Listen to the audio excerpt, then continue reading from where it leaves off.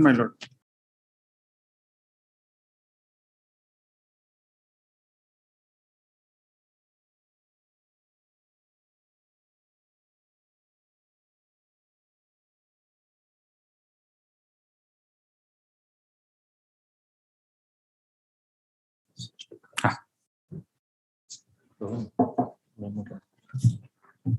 Weekly list, old matter, item number 1.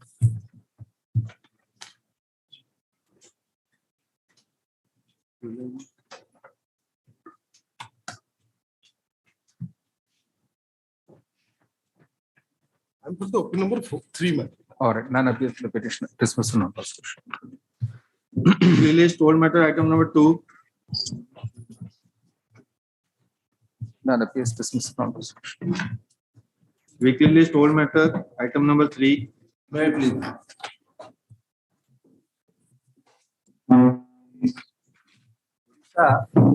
Forest Corporation, Urban Corporation, is my lord, and the management, against the award of the Labour Industrial Tribunal, has been filed both by the workmen and by the management. Workmen filed a writ in 99, and thereafter I filed a writ because lower court awarded 25,000 in lieu of reinstatement of the back wages. He has challenged that, claiming the regulation. This matter is, they are daily wage employees engaged in a plantation work. Government provides the land, plantation done, handed over to the territorial division. Thereafter work is over. Then that was way back in 93, the plantation was handed over. We have called them to come and work in other plantations which are undertaken. They did not come back. That is the finding of the tribunal. And they say, what is the question of back wages? We have, during the conciliation, we offered them wages, and also after we called them to come and work in the new plantations. They did not. Some came, some did not come. They accept other engagement. That is the finding. In spite of that, the finding that is, we have not witnessed them. The work was over, plantation was land handed over to government. We called them to wait, and subsequent plantation we called them to attend. That is the entire finding of the tribunal. Now, in the what is the question of back wages?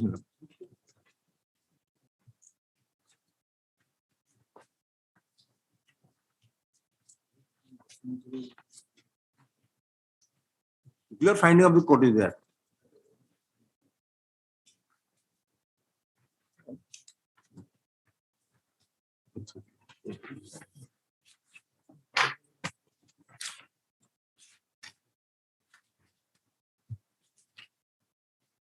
Page 16 of the repetition, clear finding is there. Narrate everything. So notice is given. That did not come. Some came. Some did not accept other engagements.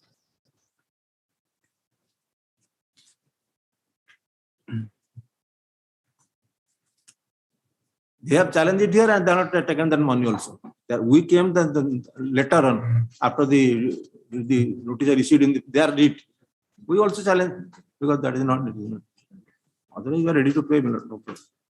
They are not willing to. They are claiming a full. They can file it. That we should be given a full engagement. It is a project work. Project completed. Government gives land. We dredge plantation, and land is handed over to the government. That is over. That is the method they are coming. They are daily wages only. There is no regular post in that scheme.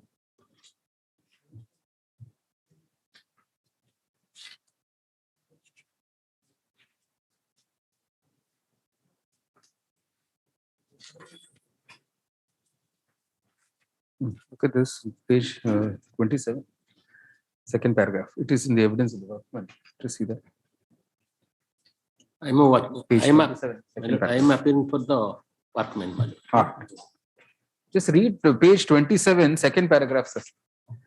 Page 27, there's a second paragraph. It is in the evidence of the workman.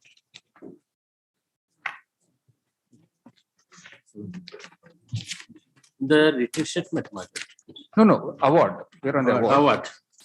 Page 27, second paragraph. 27 in Running page 27. yes, my lord, there. 17. 17.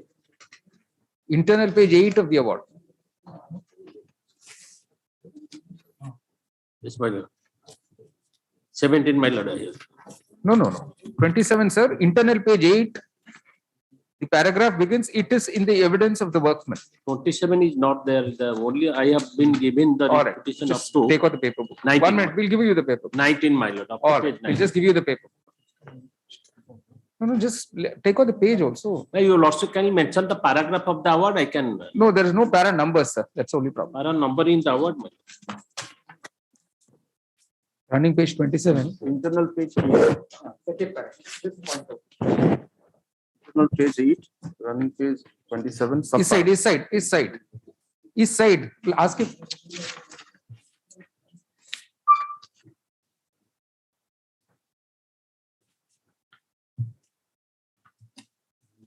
Second paragraph, sir. Yes, my lord. It is in the evidence of the workmen that the WW1 Niranjan Naik and W2 M Nagaraju had joined in the plantation work before the plantation was taken over by the Orissa Forest Development Corporation. The former joined in the year 1988, while the latter in 1989. Workman number 3 joined in March 90, while workman number 4 claims to have worked in the plantation from 1989, which was taken over by the Orissa Forest Development Corporation. The witnesses are, however, unanimous that their retrenchment was without notice and no notice pay or retrenchment compensation was paid to them. This aspect of the version from being controverted is admitted by management when they have admitted in the written statement that during the conciliation notice, pay and retrenchment compensation was offered to the workmen. Each of the workmen having completed more than 240 days of continuous service with the first party management, they were entitled to 1 month notice before retrenchment and compensation calculated on the basis of 15 days salary for each completed year of service. This mandatory requirement of section 25A was observed by breach by the management while dispensing with the services of the second party. Therefore, there is no escape from the conclusion that the retrenchment of the members of the second party in the manner it was effected was unsupportable. This finding is in your favor. Now Yes, come to issue number 6. Issue number 6, my lord. Internal page 10, running Yes. page 29. Normally, with the finding that retrenchment is illegal and unjustified, and the members of the second party are entitled to the reinstatement of and back wages. In the instant case, it is revealed that after the disengagement of the members of the second party on 6/1/1993, they had spells of engagement with the first party or elsewhere. It is not known, nor it is clearly spelled out in the evidence whether the members of the second party are still in employment or without it. On the other hand, the first party has taken resort to the plea of critical financial condition in which the organization is presently languishing with the stoppage of the felling of timber and the denationalization of bamboo trade. Years have elapsed since the impugned action of retrenchment. In the facts and circumstances and in view of the peculiar nature of job and tenure of the engagement of the second party, it may be fit and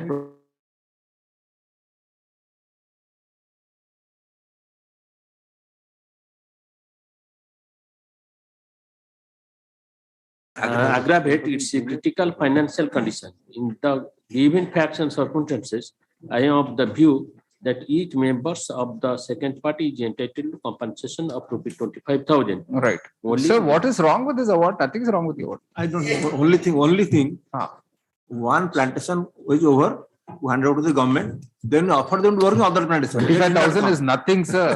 25,000 is nothing. Right, Lord. Let him confirm the award. All right.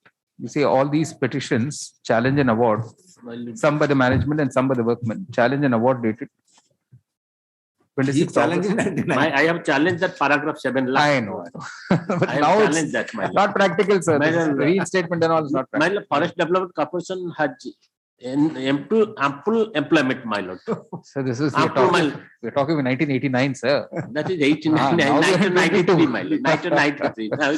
Now in 2022. My lord, I pray one thing, my lord. This compensation amount is meager. I know, Amount. but- They did not give me file the writ petition, my lord. Right. They filed it, did not That accept may it. be enough. They are poor people's, my lord. Tribals, poor people. They are working. Okay, simple interest at 6% from the date it was due.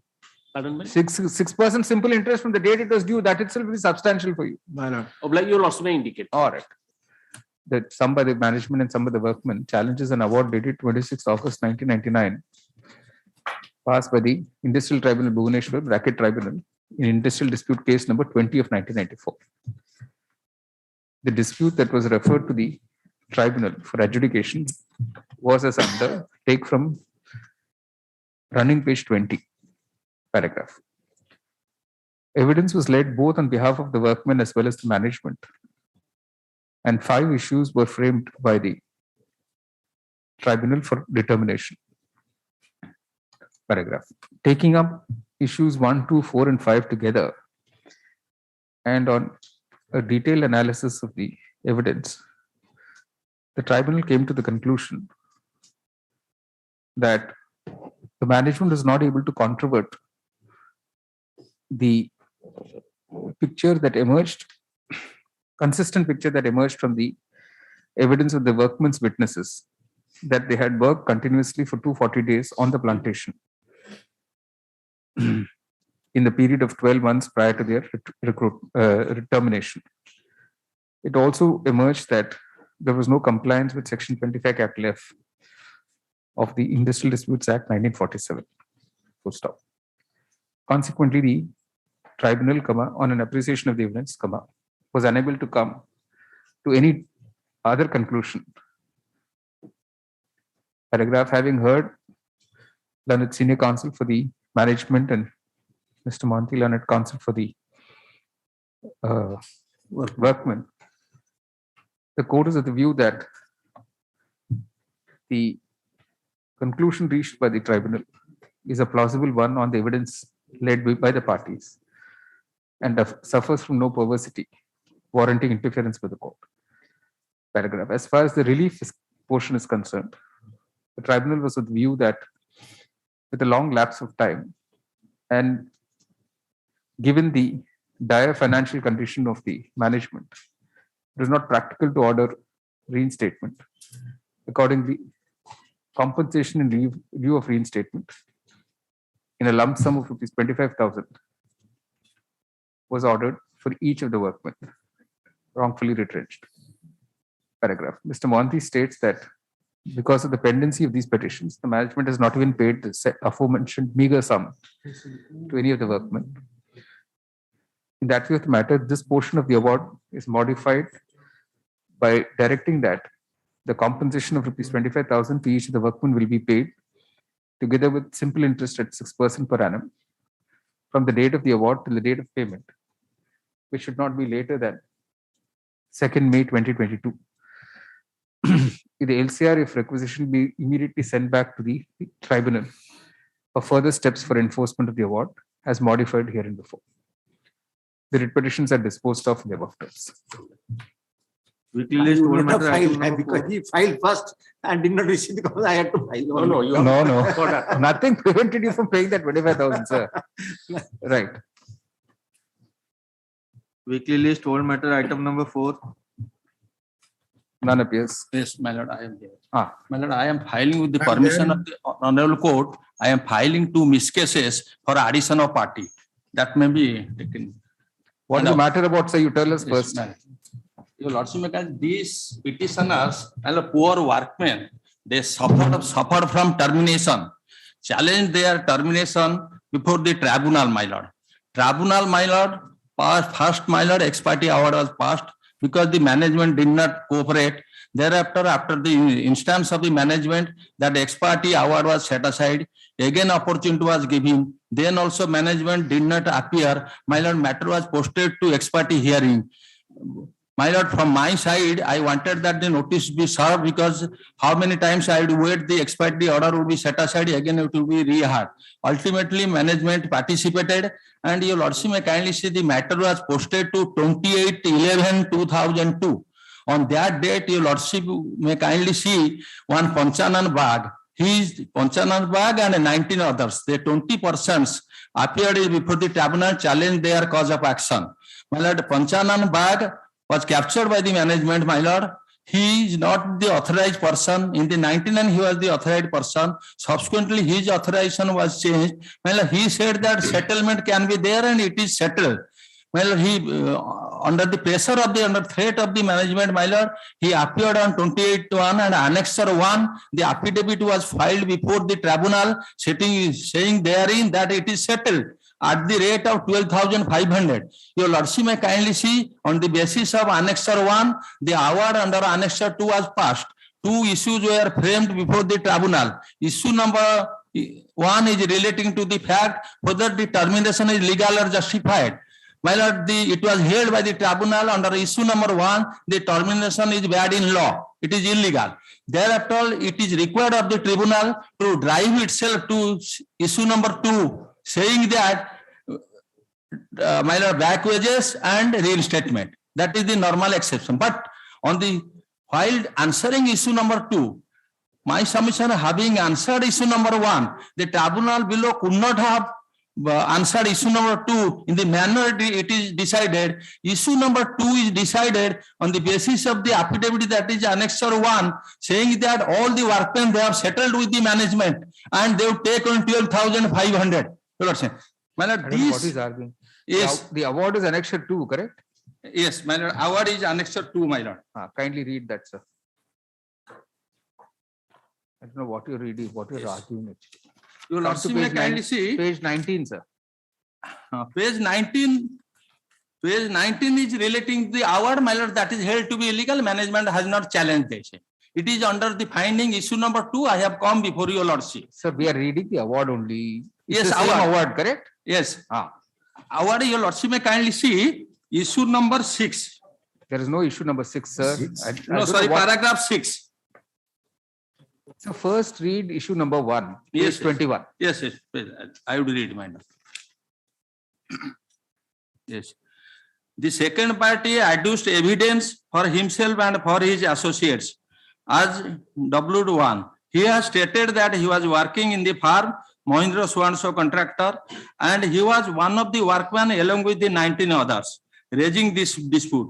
He was working as a grinder for 5 years under this contractor. His service and those of his associates were terminated with effect from 5/12/97.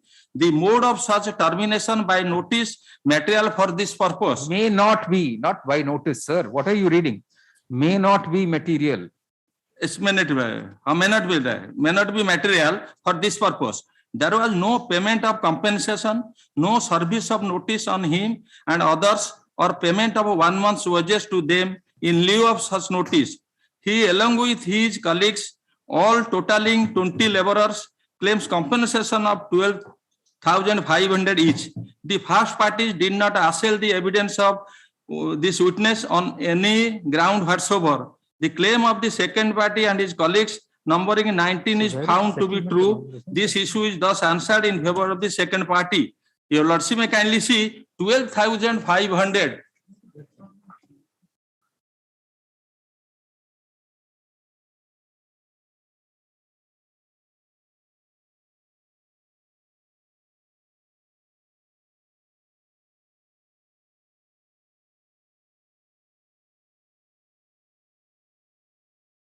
This 12,500, it is not settled. We have not authorized. Where is the word settled? You read 20 lines now, correct? Yes, Where is the word settled used? yes, that is disowned by him. 1 minute, sir. Just answer the question. You have read, just now you read 10 lines. Is the word settlement is there in any of those 10 lines?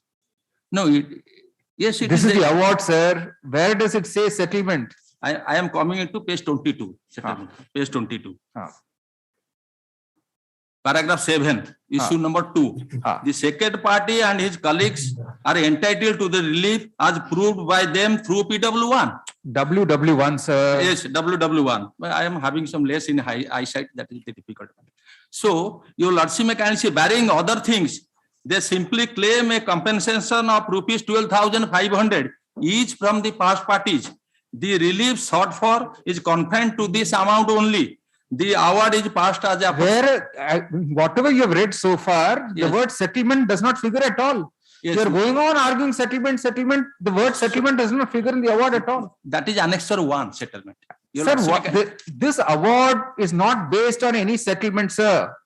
My lord, with This all- award says you claimed 12,500. There is no contest with the management. You are getting what you claimed. Well, That's the end I of the claim, matter. I have not claimed. That is the exact sole point. One Panchanan bag, he has We are not filed. going at- behind all that, sir. Your I'm lordship, sorry. may I place, let me place, what are the order would be passed? Your lordship may kindly see, may I place? Annexure 1, your lordship may kindly see. And he has The subsequently, award is not based on any settlement. Well, Let's with be all very respect- clear on this, sir. with all respect, may I just place, my lord? May I just place? All right. Yes. Your lordship may kindly see, cross, this is page 17. Page 17. This is the Annexure 1. On that basis, the award was passed. There is likelihood of a settlement between the contractor. That is in the cross examination, sir. You're just conveniently reading cross Then examination. your lordship may kindly Read the see. first paragraph. Examination chief, read the paragraph above Your that. lordship may kindly see, this person who was given the affidavit under Annexure 1, your lordship may kindly see, he has come and disowned when the award was passed. Immediately the 19 others appeared before the tribunal, filed affidavit saying that our case may be tried individually. We have not. Your lordship may kindly see Annexure 3, the person who has filed this Annexure So 1. you're just running from one document to the other. When I asked you a question, you say come to Annexure 1. Yes. When I ask you to read a portion of Annexure 1, you say go to Annexure 3. No, and he is the person who has swayed Annexure 1, he is the person Annexure 2. He is the person Annexure 2.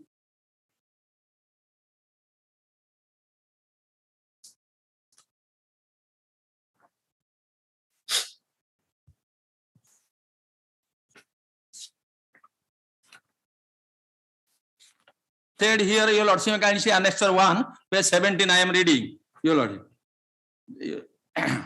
I am no more interested to work under this contractor. I am claiming 12,500. The other 19 workmen also claims compensation, so each for 12,500. How he is authorized to say regarding us, my lord, your lordship, can see? That's why he has not come and filed the writ application. He has received the money. And the management filed receipts in this honorable court saying that 12,500 has been given, my lord. That is false. Receipt is false. We have filed individual affidavits here. 8 to 9 affidavits we have filed. So by referring Annexure 1, the award was passed giving 12,500 under issue number 2. Under issue number 2, 12,500 has been given on the basis of Annexure 1. The person who has swayed Annexure 1, he has disowned his statement under Annexure 2.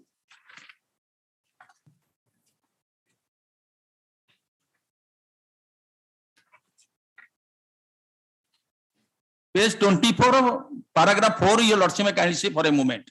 How I was under gherao, under threat, I was made to appear before the tribunal, made to sign some blank papers. Immediately thereafter, we appeared.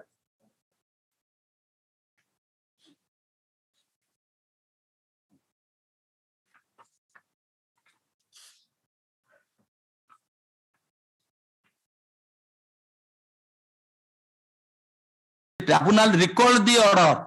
In this sense, allowed us to adduce evidence. After passing of the award, evidence was adduced. But in appearance of that, 2 parallel awards cannot be passed. Tribunal stopped there. That's why we have come up in a writ application challenging the finding under issue number 2. Where is that order of the tribunal Yes, my lord. after receiving the depositions? No, under that Annexure order I 2? could not get, my lord. But I have stated that they have stated in the counter. My lord, in the counter they have stated. The management in the counter has stated regarding the subsequent orders. Regarding the subsequent orders, they have said. We just have one request. Yeah, my lord. Our hearing is quite okay, sir. Okay. You don't have to shout into the mic. Yes. Yes. My lord, I am submitting. Your lordship can see. Ah. I am challenging, assailing Annexure 2, the finding under issue number 2. Kindly see that is no award as per law. Award says, your lordship may kindly see for a moment. award says, I am challenging the award as such. Your Lordship may kindly see the award says, Now, where in the counter affidavit, there is a mention that after receiving exhibit 3 series, the tribunal reopened, yes, my lord, that is where there. it is mentioned the counter affidavit filed by the other Your side. Lordship, 57, your Lordship may come to page 57. The order I had quoted. Let me submit, let me finish. Please, go ahead. Your Lordship, this is the note. This is the note by the management served on me. I am holding the note. Second page, the note says 17/1/2003. What my lord Justice Patnaik is right now asked, deposition of WW1. Now I have corrected myself. It is WW1 to WW10 have been recorded by the Industrial Tribunal in the disposed of ID case number 16 of 99. That is the note served on me. Though I am not right now having the order, I have stated in my writ application. It is admitted by them. The note. So your Lordship may kindly see. Award, what is the definition of award? What is the definition of award?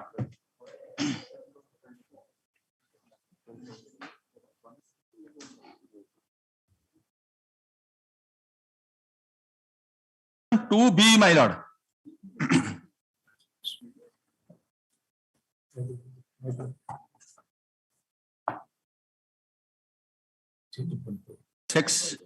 Section 2.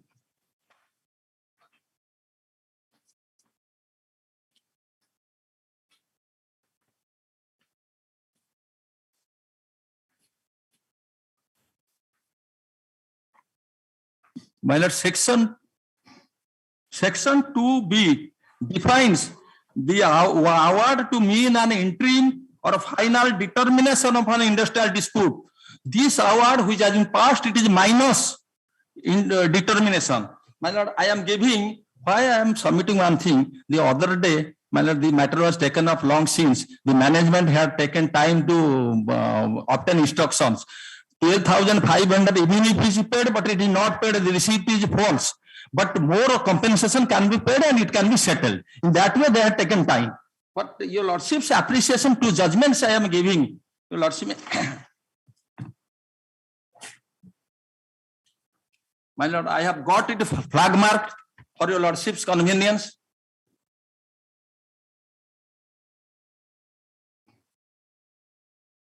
My lord, the relevant portions I have got it underlined.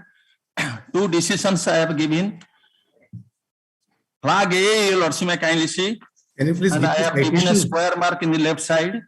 A compromise by a few cannot therefore amount to a settlement of the dispute. For a compromise can only bind those who are parties to it. It is therefore necessary that the industrial tribunal should either make its own award. Actually, there is no word of compromise. So far as the evidence of. Well, this settlement that by taking 12,500 would go away, would resign. That is the settlement. And your Lordship, for a moment, kindly see one thing I will submit before your Lordship.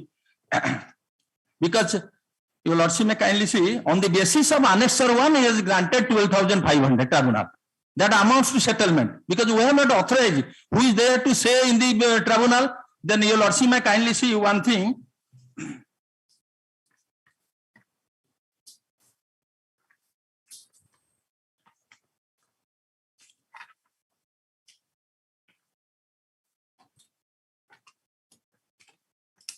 Your Lordship may kindly see.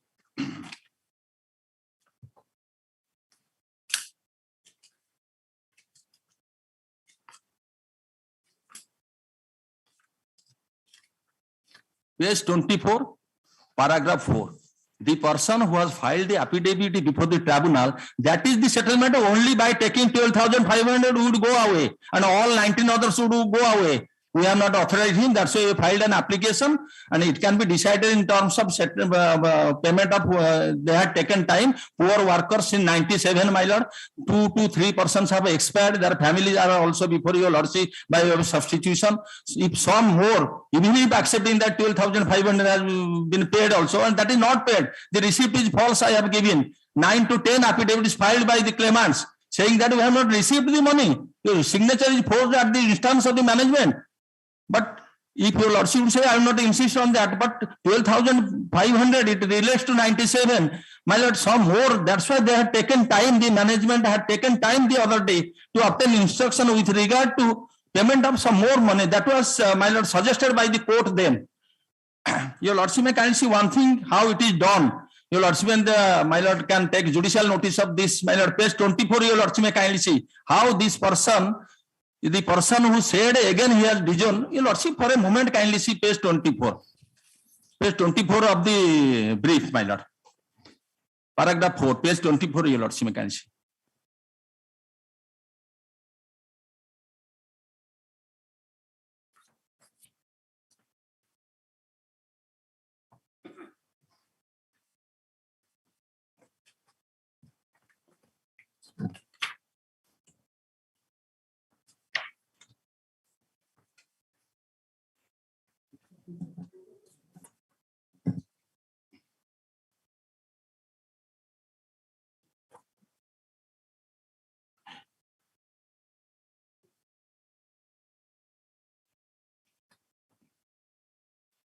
Page 24 for a moment.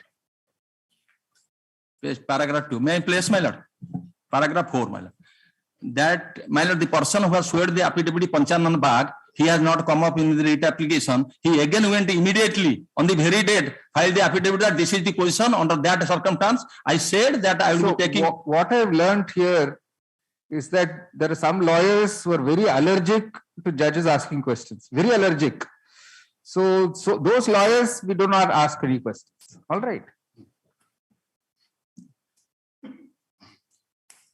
May I place? Paragraph 4, page But 20. then all of you have received the money. There are receipts, series of receipts. Received filed. force. My affidavit, my lord, my kindly see, my affidavit I have given. All the receipts are forced. For a moment, may I just, one Suresh Bag, he has signed on the Vakalatnama. I have presented before your lordship.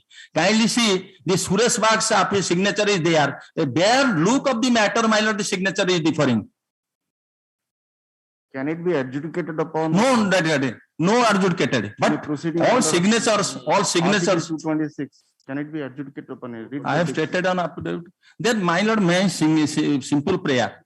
Some of them have just going to retire, must have retired. 3 persons have expired. Widows are before your lordship.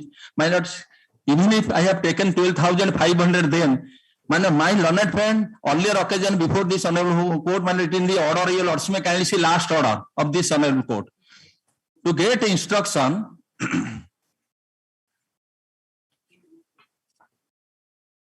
What is the response of the management kindly? my lord, Kindly we want to hear the response of the management. Anybody is there for the management? management is appearing, but management is appearing through virtual. I am there for the principal employer. That is OP number 2, your lordship. I think the contractor is also appearing. He was appearing also. Contractor is the employer. Who is appearing for the contract?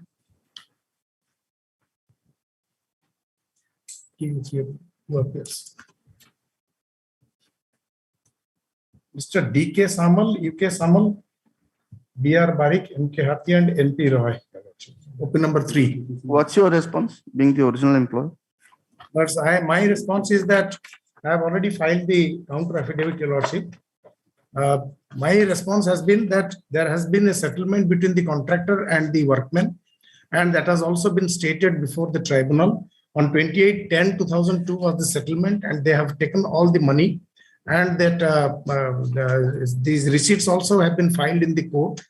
And thereafter, this 28/11/2002, the deposition was there and the award was passed. And thereafter, it was published in the Government of Orissa Gazette on 2/1/2003, your lordship.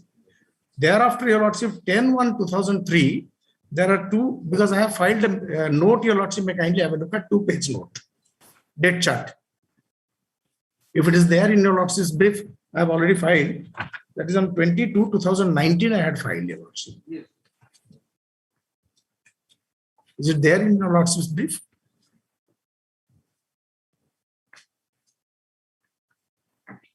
two-page date chart and also my submission. Well, so on 10/1/2003, Your Lordship, after the award was passed and notified, two notarial affidavits were filed on behalf of the workers through one Sri Muralidhar Das, a local advocate of Rourkela.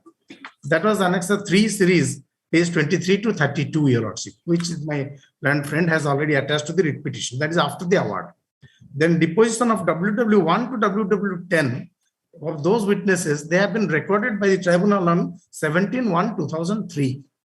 And on 16/4/2003, the tribunal had ordered that since I have already filed, I have already passed the award, there is no possibility of filing passing two awards of the case. Your Lordship may come to page 56 of the brief, Your Lordship.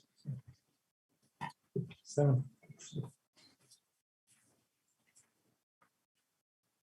Actually, it is 50. It should be 57, Your Lordship.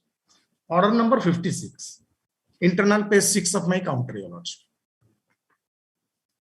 Sri M. Das, representative of the second parties, it is could not cite but could cite here in a provision of law or any ruling to the effect whether there can be two awards in one reference for second set of these workmen. Accordingly, it is not proper to wait.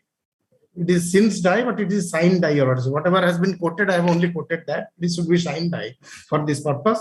Hence, the petition stands rejected and the award already passed will bind these workmen. This they have suppressed in the total writ petition, Your Lordship. The entire developed this one, Your Lordship, the order. That is why I have passed, I have quoted this order in the counter, Your Lordship. And Your Lordship, that I have submissions I have also made that once the award is passed, Your Lordship, it is under section 17, it is final and binding on the parties. And this amount which has been spoken of by the land tribunal, that has already been paid to the workmen and they have also received it. And they are now coming back from that particular situation and again trying to challenge the award, which is already implemented. That will be my whole submission, Your Lordship. Yes, sir. My only prayer, if my lord, the compensation 97 is the cause of action.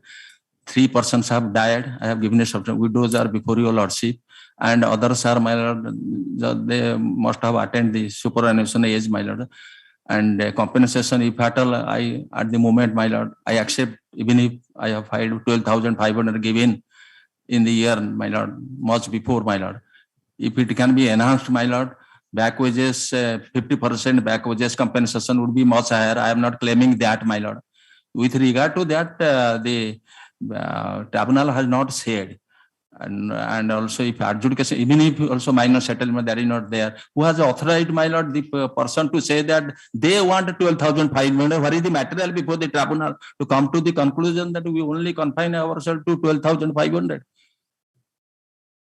And the other persons, they have showed the affidavit. Annexure 3, number of affidavits filed in the tribunal itself. Tribunal recorded the evidence also after disposal of the award also. They are also refrained from itself, my lord, that two parallels are to avoid parallel awards, my lord. That's why I have challenged, my lord. It can be decided in terms of, and my management other day had taken time to obtain instruction that was posed by the court then to the management council, my lord.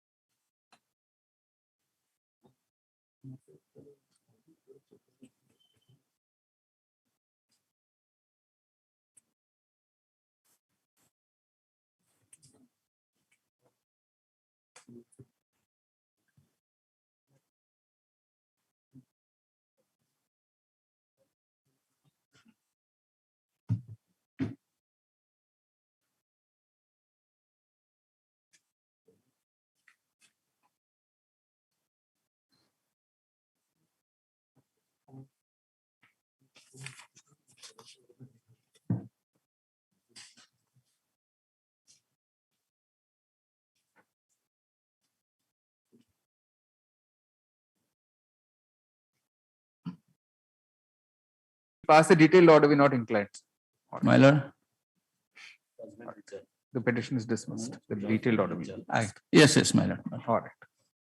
Your Lordship, may I just pass on because my experience, Your Lordship knows that the tribunals, the presiding officers were posted, taken from the judicial service and deputed there. Right. It takes some time also to cope up with the special legislation. I think this is a result of that, Your Lordship. You're right. You're right. And his son also is Mr. Barik now, the presiding officer who then was.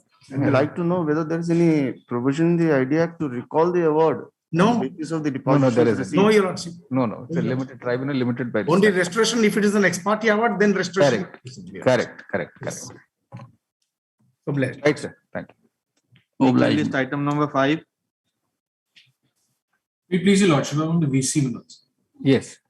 But here, item 5 to 9, Yes. these are matters which have been settled by the petitioner organization, my lord. They are already closed. All right. I have filed a memo indicating the amount of settlement also, if Your Lordship reflects that. No, we'll just say in terms of the memo. All right.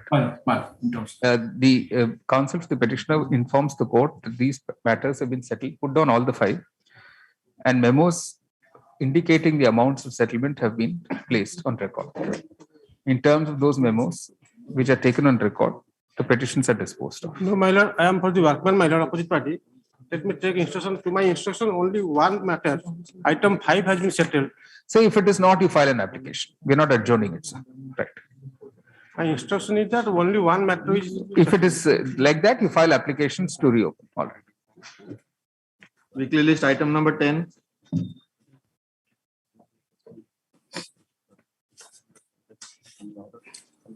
None appears, dismissed from non-prosecution. Weekly list item number 11. None appears, dismissed from non-prosecution. Weekly list item number 12.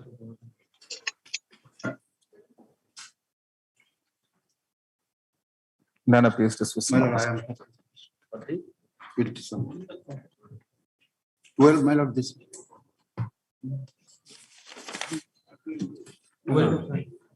Here is a matter covered by the honorable judgment of the apex court. It's arranged. You're on item 12. 12096. Yes, Whom are you appearing for, sir? I am Siddhartha Mishra. I am for petitioner. All right. My lord, here the order of the Board of Revenue passed under the Orissa State Abolition Act is challenged. The order in my favor before the original court and the appellate court, both are set aside and this impugn order was passed. Let's understand the parties, sir, if you do not mind. No, I am telling my lord. It is the controversy with regard to whether the property of Jagannath Mahaprabhu or not. Now that judgment has come, once it is Jagannath Mahaprabhu, nobody can claim rights in that property. As like petitioner's right was Stitivan declared. But now the law has changed before that judgment of the, my associate was there, I am calling him for the Lord Jagannath. Many cases were disposed of. So you are for with the petitioner, correct? My Can you read the name of the petitioner? Jagannath Mahaprabhu Vijay Puri. Now, who's respondent one? The opposite party number 1 is also my Lord Jagannath Vijay at Indol Motha, my lord. That is the confusion. But the petitioner is the Lord Jagannath Vijay at Puri, and the opposite party number 1 is the Lord Jagannath and Vijay at Indol Motha. If your lord Indol Motha, my lord. That is why the confusion. No, so as it is, it's a legal fiction. You're creating a fiction within a fiction now. That is the, my lord, name is same. But here originally the land was record. After my lord of friend complete my, I will argument. My lord, No, but it's a very strange kind of a thing, no? with your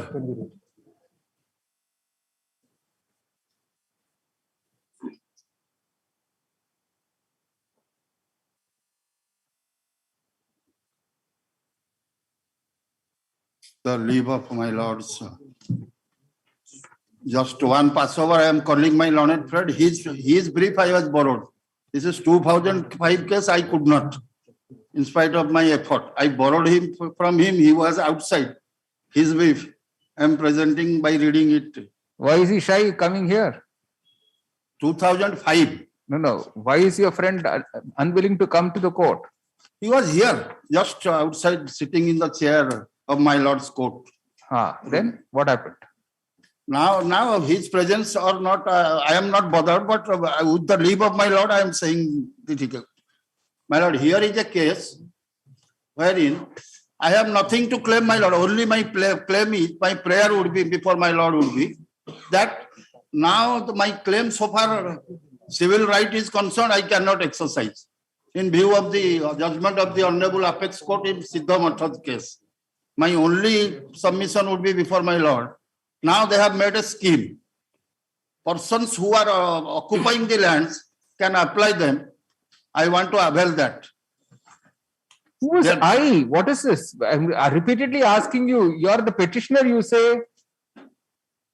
My lord, order that. Who is the petitioner, sir? Please read the name of the petitioner. Jagannath Mahaprabhu, Vijay Puri, represented by Administrator Sri Mandi.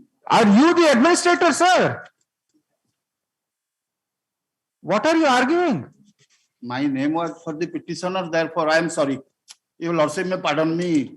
Without the brief, I told my lord I borrowed it. I could not see your lordship's brief.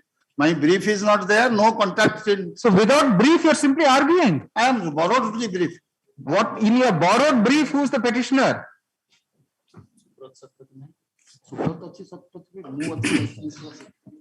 The administrator of the Puri temple will apply for under the scheme. What is he talking?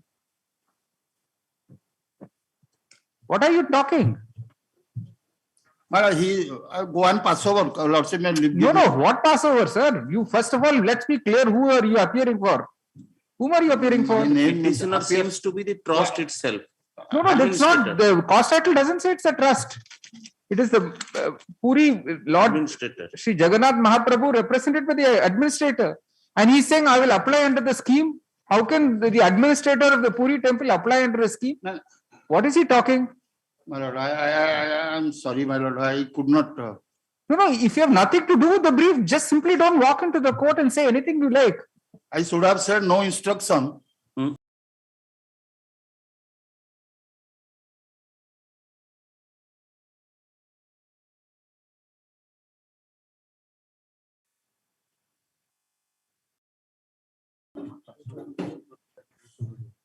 Better you ask Subrat. Better the. This is, don't treat, this is a high court, sir. Don't treat us so casually. I would great regret, my lord. You simply say none appears for the petitioner, dismiss for non-prosecution.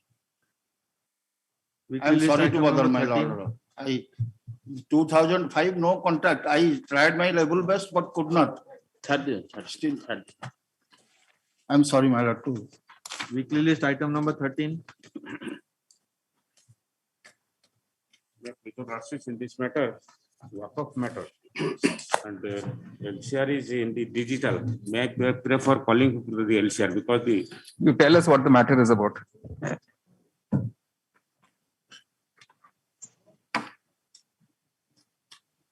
I am the petitioner, number 1 to 5, originally. The petition number 1. So please take out your mask and argue, sir, if you do not mind. Sorry.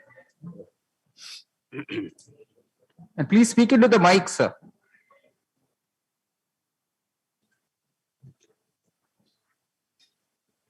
There is a proceeding before the Waqf Tribunal under section 83 of Waqf Act to decide the status of the parties, whether the plaintiff are the Matwali of plaintiff number 2 or the defendant number 1 to 5 are the Matwali of the plaintiff number 2. The Learned Tribunal come to conclusion after answering all the issues, 7 issues in my favor. The defendant status of the defendant 1 to 5 are the illegal purchase of the Waqf property without prior permission of the Waqf board or the district judge by them under the Mohammedan law. Even if the sale deed are void, the learned tribunal said in his finding that those documents are void ab initio. It has to be avoided by competent court of law declaring for cancellation of those documents. Tell us what is wrong with the impugned order of the Waqf tribunal. Waqf tribunal come to the wrong conclusion because I proved my case on the custom. You don't want to read the tribunal order. Yes, it is a voluminous document, 53 pages. I will start from the cost title page. No, you don't have to start from the cost title page, sir. Please, sir, again, I'm requesting you, please treat us as a high court. Sir. This is not for some casual. Sir, while I am come to the issue, actual aspect with regard to sum and substance is who are the Matwali of the DT that is institution plaintiff number 2. The learned tribunal framed issue as many as that you all find impugned order, page 13.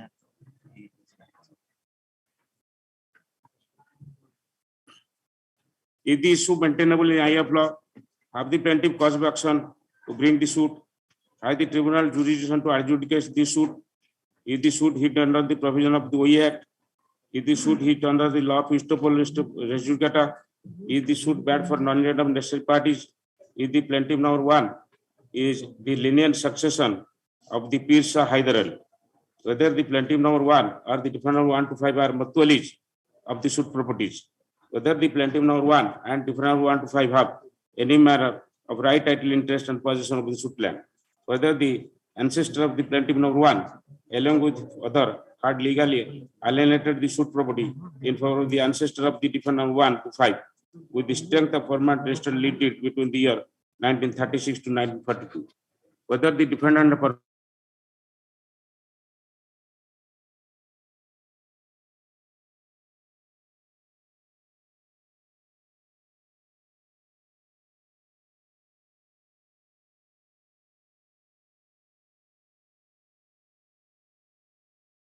defendant number 6 as per provision of the Waqf Act, if the suit bad of want of Waqf deed or any other document creating Waqf institution as in the claimed by the plaintiff.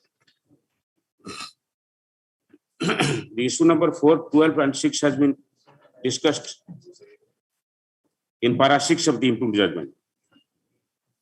These are the issues jointly discussed at the outset for the sake of convenience, since these are interlinked related to each other. In order to prove their case, the plaintiff has examined 14 witnesses on their behalf, including plaintiff number 1A as PW13. Besides the documentary evidence under Exhibit 1 to 31, on the other hand, in order to substantiate their plea, the defendant 1 to 5 have examined witness and on their behalf, including the defendant 2 as DW1. They have relied upon documents evidence under Exhibit A to J. No evidence, no oral evidence, and only document is adduced by the defendant number 6. Before delving into the issues, it is expedient to dispose of the objection raised against the oral as well as the documentary evidence of the parties at the time of trial. The PW8 has deposed in his chief evidence at paragraph 1 that he is the Sunni Muslim Bareli group, which is recorded with objection, but such objection is overruled as this is a statement of a witness. PW13 in his cross chief examination paragraph 26 has proved the copy of the application before the Sarpanch Tarikun Gram Panchayat for promulgation of the court order by weight of drums, which is marked Exhibit 4 with objection. He has proved the signature of Sarpanch thereon as Exhibit 4A. As such, the proper receipt is proved. The objection raised against Exhibit 4 is overruled. He has proved the Xerox copy of the order of the court attached to Exhibit 4, which is marked Exhibit 4 by B with objection. The document being the Xerox copy, the objection raised against Exhibit 4 is accepted. He has proved the certified copy of the petition under Section 80 CPC for the title suit number 266/2000, which is marked Exhibit 8 with objection. Since the petition is not a public document and original petition has not been proved, the objection is raised against Exhibit 8 is accepted. The PW13 has proved the certified copy of the Bhokalana filed in case number 231, 2001, which is marked Exhibit 9 with objection, but since the original local law has not been proved, the objection raised against the Exhibit 9 is accepted. The PW 13 has proved the copy of the advocate notice 31/1/2003 issued against the defendant 6, which is marked Exhibit 10 with objection.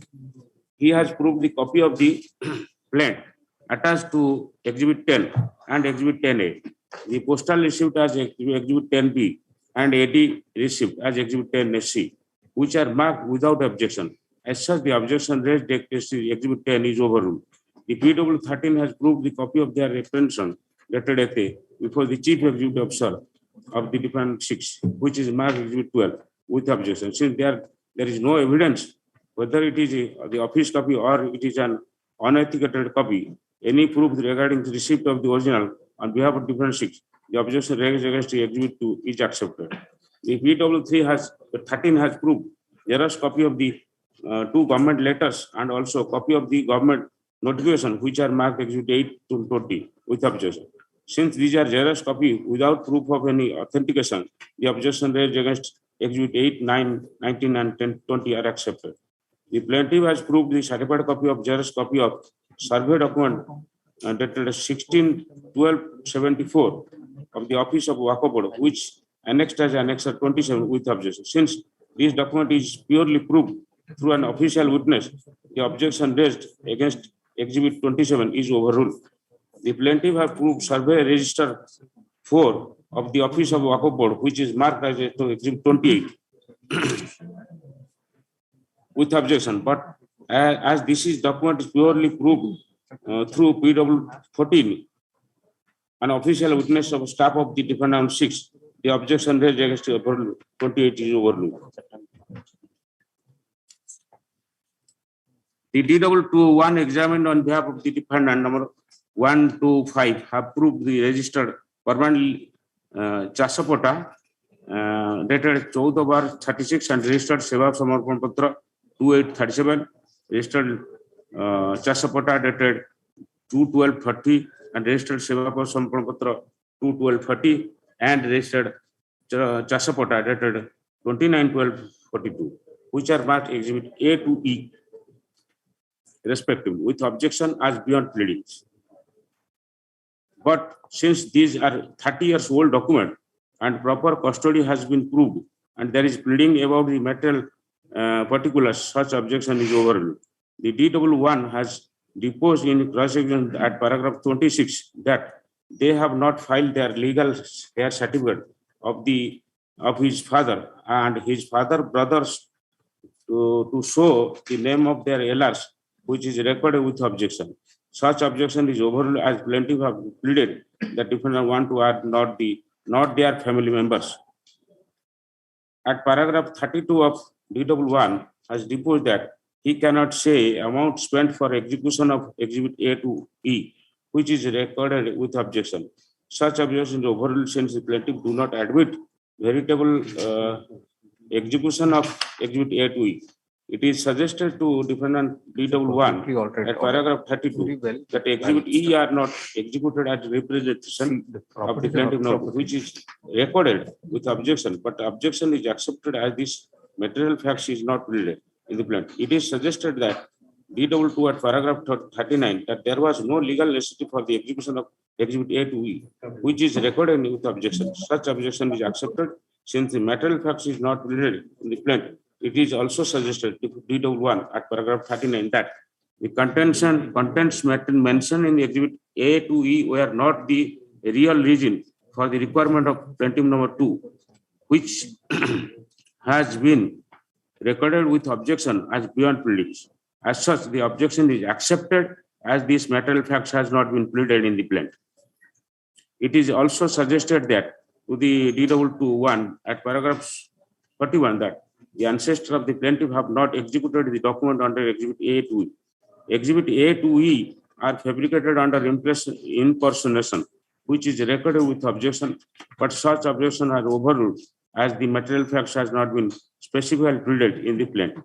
It is suggested to DW1 at paragraph 42 that names of such fabricated persons are incorporated in exhibit 2 to 3, which is recorded with objection, and such objection is accepted as material facts, is not clearly inherent. It is also suggested to the defendant D1 at paragraph 43 of the evidence that injunction order has been promulgated by local sarpanch, which is recorded with objection, and such objection is overruled. Who's for the other side? You're appearing for whom? I'm for my lord, opposite partner 1 to 5 minutes. I see. The original defendants 1 to 5. Yes. All right. Then the You are in possession. I am in position, my lord, since 1938, my lord. 1938. Yes, ma'am. Oh, I see. All right. Yes, sir. What was your case? See, you were not able to prove that you became a mutawali by hereditary custom. You were unable to prove that before the tribunal. Exhibit 27, 28 is the documents of the Waqf board. But that has not been believed by the tribunal. My lord, That has not been believed, sir. that is the question here. Why tribunal not accepted? Your lordship will have assess the evidence. That's why the LCR is required. No. What you tell us first. How can I share, sir? How can I share, sir? Don't say that. Unless go If you can't say it, don't say it. Let us go. All right. Let us go by the page. Issue 14 issues. I have to submit and the You have to material tell us document. what is wrong with the analysis of the Entire thing evidence. is wrong because interrogation has been asked to the tribunal. I am just. The tribunal said it is a Waqf property. Once a alienation is there, 39, 31, 42, 52 to 22 doesn't matter. By then there was no Waqf at the time of execution or registration of those 5 documents. The district court is there for alienation of any trust property. Permission has to be required under the law. That is silent. That is absent. Mere possession of a property of an institution cannot be said possession. They are tribunal come to conclusion their possession on behalf of the DT. See, the tribunal said it's a Waqf property. By interrogation, they admit the property is Waqf, but their possession is a marfadar. So once a marfadar is not heritable, how is it transferable? My humble submission. If it is not heritable, it is not transferable. The property must go to the Waqf board, as Jagannath Mahabur table to the table trust. Private persons have no right to retain or occupy the land as a marfadar of any property. The notification of the state government committee existence recently, after 18,374 notification, that all the property should be recorded in the name of Waqf board. Once they admit that the property is Waqf board, then the property is to go to the Waqf board.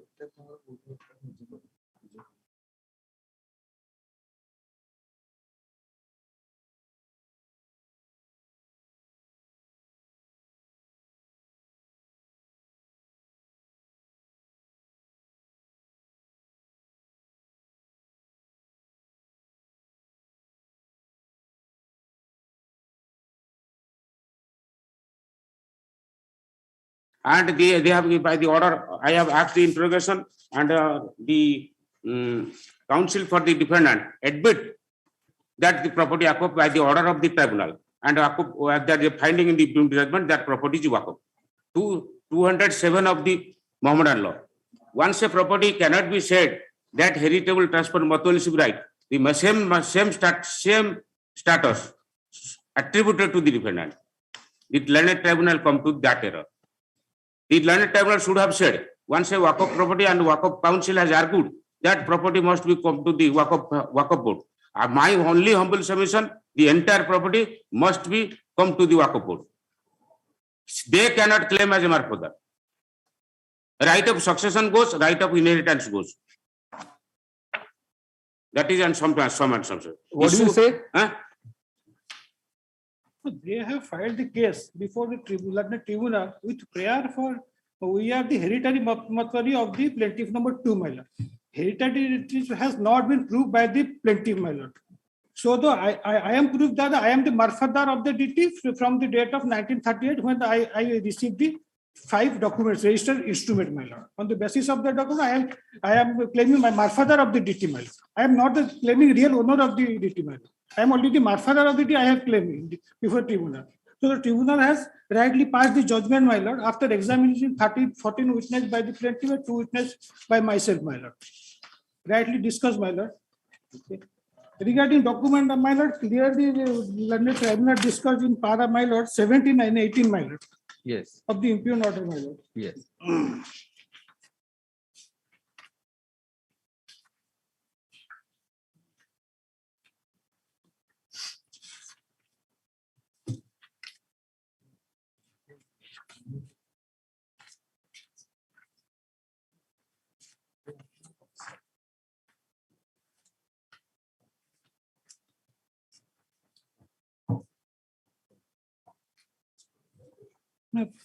May I am submitting my para 17 of the impugned order, my lord. Please. That apart after the establishment.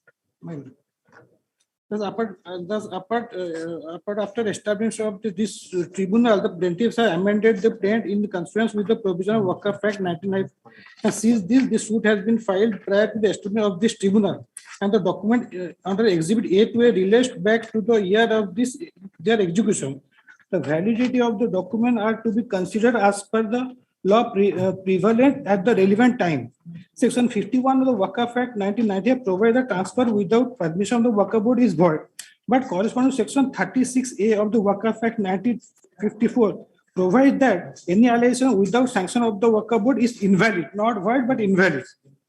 Section 207 of Mahoana Law provides that the Matwali has no power without the permission of the court to mortgage, sell, or exchange in Waqf property unless it is expressly empowered by the deed of the Waqf to do so. In the intending circumstances, the document under Exhibit A to E cannot be concluded to be void, but admitted these documents are not executed with permission of the court, and these defendants are not also proved that the marfather that are apart from Exhibit A. As such, these documents are invalid as per Section 26 of the Mahoana Law.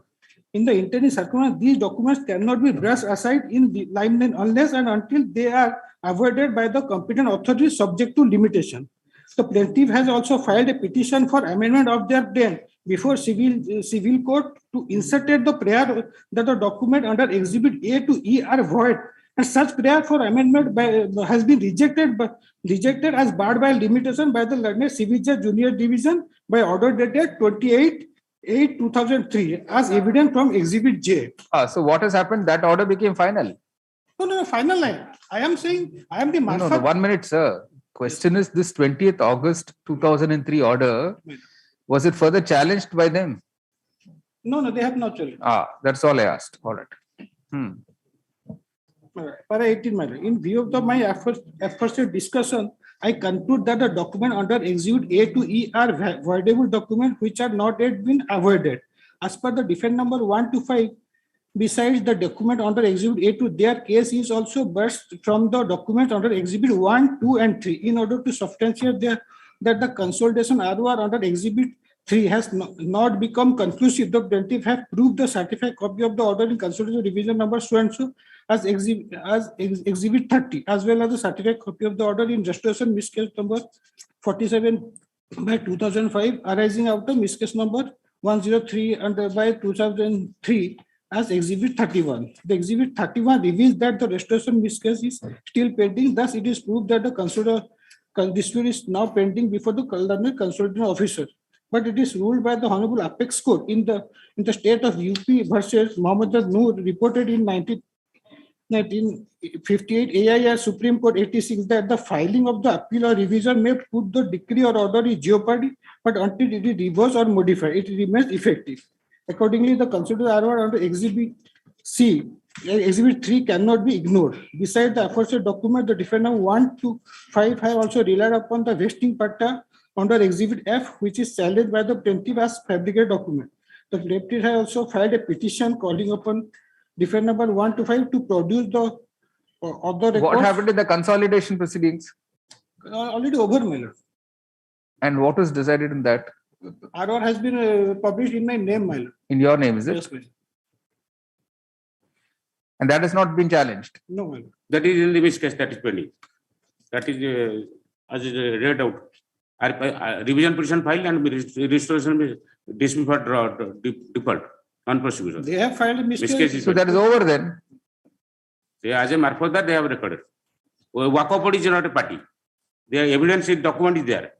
In the both the proceedings, in the consolidation and settlement, the Wakaf is not a party and not noticed. And now also Wakaf is silent. Wakaf is not appearing.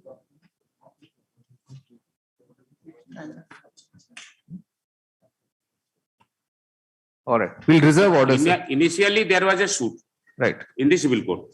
The suit, they raised the point in the meantime, the Wakaf tribunal constituted. Right. There was an injunction order. Because of the issue, after the publication of the consultation ROR, they came to, they are not in possession, they were not in possession. They just want to, in the locality, they are allowed to cultivate the land. And, here there is no stay order here. What stay? By us, we have not passed any status. No, we have prayed for it, is kept in abeyance, pending. The matter just a factual aspect I am giving to enlighten. What is the background of institution of the suit? This is the issue. When the consultation ROR came in, they wanted to sell the property. That's why the plaintiff, being the ancestor, they exhibit 27, 28, a gazette notification, and the 28, the inquiry report is Wakaf board. Wakaf board, and there is a OA proceeding. In the proceeding, my ancestor's name is there, my father's name. Myself is Allah Boxali, and my father is Asa Kali. The entry in the 28, that is a Wakaf register maintained under the Wakaf Act, survey register. There is, my name is there. Thereafter, my father died. Myself is occupied. I am paying the rent on that behalf. So, when they wanted to sell the property, on the basis of consultation ROR, I filed a suit in the civil court for injunction and declared that property, I am the Marfother. That is the Wakaf property. In the meantime, Wakaf tribunal came into existence. Thereafter, that matter has been withdrawn. Immediately after that is the rejection of the amendment of plaint, the petition has been withdrawn, the plaint has been returned. Petition has been returned, and I have filed the honorable court for transfer of the matter. The plaint has been returned. On that plaint, they presented the OA. Thereafter, the OA on the notice has been, the OA in prayer is, who are the Marfother? 207 of the Mullah Muhammadan law specified, the Matwali can be, the Marfother can be inherited by custom. Therefore, 14 witnesses has examined. One of the witnesses is Pir Sahib, another Pir of the Marfother, and the Matwalis. 2 Matwalis have examined. 4 persons have been examined from the locality. Sarpanch examined. And my neighbor witness has been examined. 14 persons, the learned tribunal disbelieved in the manner cryptic one. So, once a tribunal come to a conclusion that the petitioners who are admittedly on the face of record are the Marfothers, originally in the Sabik record of rights, 31 settlement of right, record of right, my ancestor, Asa Kalisa. In the Hall settlement operation, evidence is there in the finding of the Wakaf tribunal that no notice has been given. WS of the defendant number, I have annex of 3. WS of the Wakaf board. This is a very material piece of evidence. In the WS, the Wakaf board said that we have not been noticed in the either in the settlement operation or in the consultation operation. So the document has been obtained in the consultation operation by person. Also, we are not noticed. So the principle of natural justice not followed by the authority of the consultation and settlement authority. The preparation of the document itself is not acceptable one. Had there been a adjudication in the consultation record, the basis of recording must be proved by the owners of the defendant. To prove that, sir, no, kindly, sir, see, this is the document. We have only the registered document, 90 Evidence Act will not apply here. It's not a private property. A DT property cannot be waived out or lost. So, my humble submissions, my lord, sir, with regard to the findings of the learned tribunal, once a document has not challenged, it is the duty of the Wakaf board to look into the matter. He is silent throughout the proceedings and also on the Honorable High Court. Nobody is representing the Wakaf board. So I am just wanting and putting my grievance to protect the DT's property. All right. Orders reserved. I will file a short note. Another aspect is my argument was concluded on 13/3/2022. Honorable Justice Mahapatra. I am filing a list of All right. with citation. All right. 38 item was there. All right. And order also that passed hard and reserved for order. All right. In the meantime, I will file a next week. Parties are permitted to file the I'll file a respective written written note of notes of arguments within 1 week. All right. No, no. Come on. Weekly list item number 14. Item 14, my lord. Sir, I am in the first case, I am appearing for the petitioner, that is management, Nayagarh Central Cooperative Bank. I am challenging the impugn expert award passed by the London Labour Court, Bhubaneswar, directing reinstatement the workman and payment of compensation of ₹7,000. I am challenging on the ground that they have passed the award on the ground of not following section 25 of ID Act, my lords. I am saying that he has been dismissed from service in a departmental proceeding. I have filed all the documents. Your lordship see the annexure 3, that is the charge sheet. Annexure 3 at page 21 of the writ petition. That is the charge sheet. He has been issued a charge sheet, and Annexure 4 is the reply of the workman, and Annexure 5 is the order passed in the departmental proceeding dismissing him from the service. If a workman has been dismissed in a departmental proceeding, my humble submission before your lordship is that section 25F of ID Act is not applicable. And second aspect, I am submitting, our institution, Nayagarh Central Cooperative Bank, is a central cooperative society registered under Orissa Cooperative Societies Act, and any dispute relating to the departmental proceeding, a service dispute is liable before the cooperative tribunal under section 67B of Orissa Cooperative Societies Act 1962. No industrial dispute is liable before the labor court matters. What is I am the submitting relief? on these What two is the grounds. relief? What is the relief granted to the workman, sir? Reinstatement in service and come to compensation page of 18. ₹7,000. No, 1 minute. Come to page 18. 18, my lords. Yes, my lords, 18. I will read, my lord. Yes, sir. I am asking you to read, sir. Yes, sir. Page 18 of the writ petition. On scrutiny of the evidence, it is abundantly clear that the workman had rendered continuous uninterrupted service with effect from 23/1/1969 till the date of his termination on 19/6/82. But the management, without conducting any domestic inquiry, terminated his services without giving any notice or notice, pay and replacement compensation, which in my view are in complete violation of the mandatory provisions of section 25F of the Act. Under industrial law, the provisions of section 25F of the Act is mandatory, and any violation thereof will render the replacement void ab initio. The above such fact has been decided in a catena of decisions. In the case at hand, the management terminated the services of the workman without following the mandate of section 25. Come to the last 6 lines, sir. In that view of the matter. Yes. I am of the view of that action of the management in terminating the services of the workman with effect from 19/6/82 was illegal, unjustified, and against the mandate of section 25 of the Act. In that view of the matter, the workman is entitled for reinstatement with continuity of service, but on the facts and circumstances of the case, as the concerned workman had not worked, he is entitled to get a lump sum compensation of ₹7,000 only towards back wages. I am submitting section 25F is not applicable because he has been terminated in a departmental proceeding. We are made expert in this tribunal proceeding, so we could not produce all the records. We have been made expert. This is an expert award. The workman has filed another petition which is Mr. Nanda. It's off, my Kindly listen to us, please. Mr. Sir, Nagar. sir, Are you able to hear us, sir? sir, Is it okay to ask you a question, sir? sir, please ask. Ah. Was there a stay granted by this court? No, So have you implemented the award, sir? no, because he has, the workman has filed a writ petition challenging the same award. That has been tagged with this writ petition. So what? So what, sir?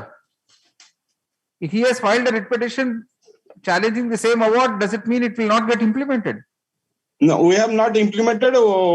We are awaiting the finalization of this writ petition, madam. You That have is why given we yourself did a not- stay. Basically, you have yourself given a stay to your My lord, sir, stay with this, granted stay. no, this matter was heard before another bench, but that bench, one of the minors, it was not taken up because in the criminal proceeding, the minute the bench starts hearing, automatic stay. Pardon me, lord. Sir, pardon. No, there is automatic stay. If the court No, starts no, hearing no. a petition, Sir, automatic stay. Sir, we have, this matter was heard only 1-2 times. No, my Since- question to you is not how many times it was heard. My question to you is, do you yourself automatically give yourself a stay? No, this we have not. We have filed a petition for stay, but this matter was taken up for final adjudication. So what, sir? As long as the impugned award has not been stayed, are you not obliged to implement it? Sir, since this industrial proceeding is not maintainable because the workman has been dismissed in a departmental proceeding, and moreover, this is a cooperative society registered under Orissa Cooperative Society Act, and service dispute is liable before the cooperative tribunal, not before industrial tribunal, industrial court. Sir, under section 67B of the Orissa Cooperative Society Act, the service dispute is liable before the cooperative tribunal. Your Lordship, see section 67B of Orissa Cooperative Societies Act 1962. Now, whether any preliminary objection was raised before the tribunal, that's a service dispute and subject to the. We have been made expert. We have made expert before the labor court. We had not given an opportunity because our office is at Nayagad. Proceeding is continuing at Bhubaneswar. This cannot be an excuse. We have been made expert. If the tribunal didn't have the jurisdiction. So we are not noticed what is the next state of the case. That is why we could not file any written statement, and we could not able to participate in the proceeding before labor court.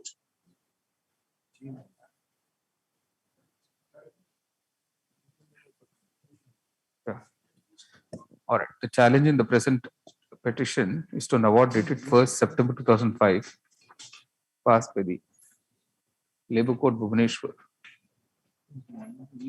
in ID case number 51 of 1998. Full stop.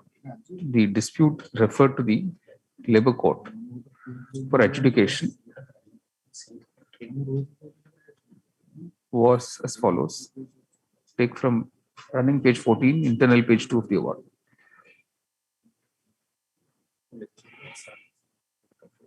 The case of the opposite party workman was that he was initially appointed as secretary of the Fatehgarh Service Cooperative Society with effect from 23rd January 1969 under the Nayagad Central Cooperative Bank Limited. Date he was confirmed in that post with effect from 1st December 1971. He was further made grade 1 cadre secretary by an order dated 12th August 1974.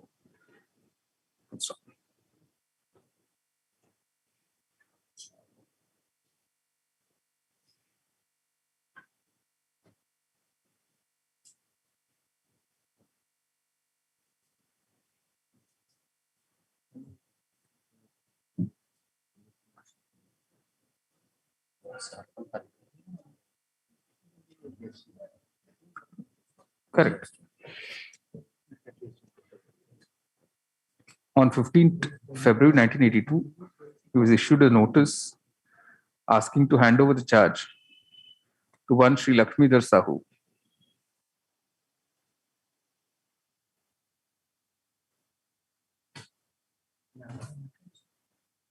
Subsequently, a proceeding was initiated in him, alleging misappropriation of the society's fund. And a criminal case was also instituted. However, he stood acquitted from all charges. The appeal filed by the management against the order of acquittal was dismissed by this court. Paragraph. The case with workman is that without conducting any inquiry, the management terminated his services with effect from 19 June 1982. This gave rise to the industrial dispute, which was then referred to the Labour Court. Paragraph. In para 5, the impugned award, it is stated that the management entered appearance but filed no written statement. It failed to take any effective steps thereafter, and as a result, it was set ex parte. The ex parte hearing commenced on 31st March 2001. The workman's evidence was noted, discussed in the impugned award, and it was concluded that there was violation of the provisions of Section 25F of the Industrial Disputes Act 1947. The operative portion of the impugned award is that the workman concerned was entitled to reinstatement with continuity of service with a lump sum compensation of ₹7,000 towards back wages. Paragraph. Having heard learned counsel for the petitioner, the court is not satisfied that any reasonable explanation has been given by the petitioner for not participating in the proceedings before the Labour Court. The order setting it ex parte, after it had entered appearance and failed to file any written statement, or continue to appear, was not attempted to be set aside, challenged or set aside by filing an application for that purpose. Full stop. The submission of learned counsel to the petitioner that the dispute was to be adjudicated under the Cooperative Societies Act and not under the ID Act still does not explain why the petitioner did not participate in the Labour Court and make that submission. Full stop. The court is therefore not satisfied that there is justification for the present petitioner to not appear in the Labour Court and participate in the proceedings. Paragraph. The relief granted to the workman was as a natural corollary of his having proved that the termination of his services was in violation of Section 25 F of the Act. To stop, the amount awarded as compensation also was not substantial. Paragraph. In the circumstances, the court sees no reasons to interfere with the impugned award. It is dismissed as such. In the second matter, you say none appears for the petitioner, dismissed for non-prosecution. Yes, my lord. It is item 14, the second matter, WPC 6917/2008. In that matter, the brief has already been transferred. All right. So, Counsel, the petitioner states the brief has already been transferred and he has no instructions. Dismissed for non-prosecution. Right. Weekly list item number 15. Matter on substitution miscase is there. Lordship can person. I will give substitution 9593 miscase. OP number 1 expired. All right. Weekly list old matter item number 15. None appears, dismissed for non-prosecution. Weekly list item number 16. I don't have any instruction. All right. Counsel, the petitioner states he has no instructions. Dismissed for non-prosecution. Weekly list item number 17. None appears, dismissed for non-prosecution. Weekly list item number 18. Item 18, may I please, Lordship? Yes. But at page 102, I challenge the order passed by the Central Customs Excise and Service Tax Appellate Tribunal, wherein the petition for condonation of delay to file an appeal has been dismissed. Yes. But the facts are clearly like this. And the impugned order was passed on the basis of a decision rendered by the Honorable Supreme Court reported in 2004, volume 171, ELT 289, Supreme Court. My lord, that is equivalent to 2004, volume 7, SEC 344. My lord, that decision was referred to a constitutional bench in another case, that is 2005, volume 7, SEC 74. And after the hearing, the constitutional bench in reported in 2006, volume 2, SEC 351 has declared the said law as bad. It is not a good law. I have given the copy to the court master. The same fact. And Who's for the other side? Who's for the other side, sir? Now I am governed with this. 1 minute, sir. Who's appearing for the department?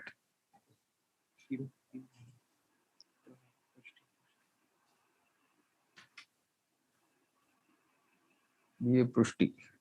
All right, we'll subject him to terms, 93 days delay. The present petition has been filed challenging an order dated 31st March 2006 passed by the Customs Excise Service Tax Appellate Tribunal, bracket SISTAT.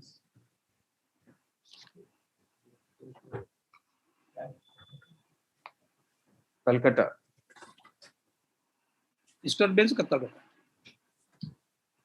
Dismissing SP-499 of 2005 in appeal ESM 267 of 2005, arising out of an order in appeal dated 28 March 2005 passed by the Commissioner of Central Excise Bhubaneswar, declining to condone the delay of 93 days in filing the appeal. Paragraph, having heard learned counsel for the petitioner, the court is of the view that the petitioner had a bona fide explanation for the delay in filing the delay of 93 days in filing the appeal, and that it ought to have been condoned by the sister. Not sister. You say MA bracket COD 489 of 2005, that earlier one, not that other number. This is MA of COD. Or had a valid explanation for the delay of 93 days in filing the appeal, and it ought to have been condoned.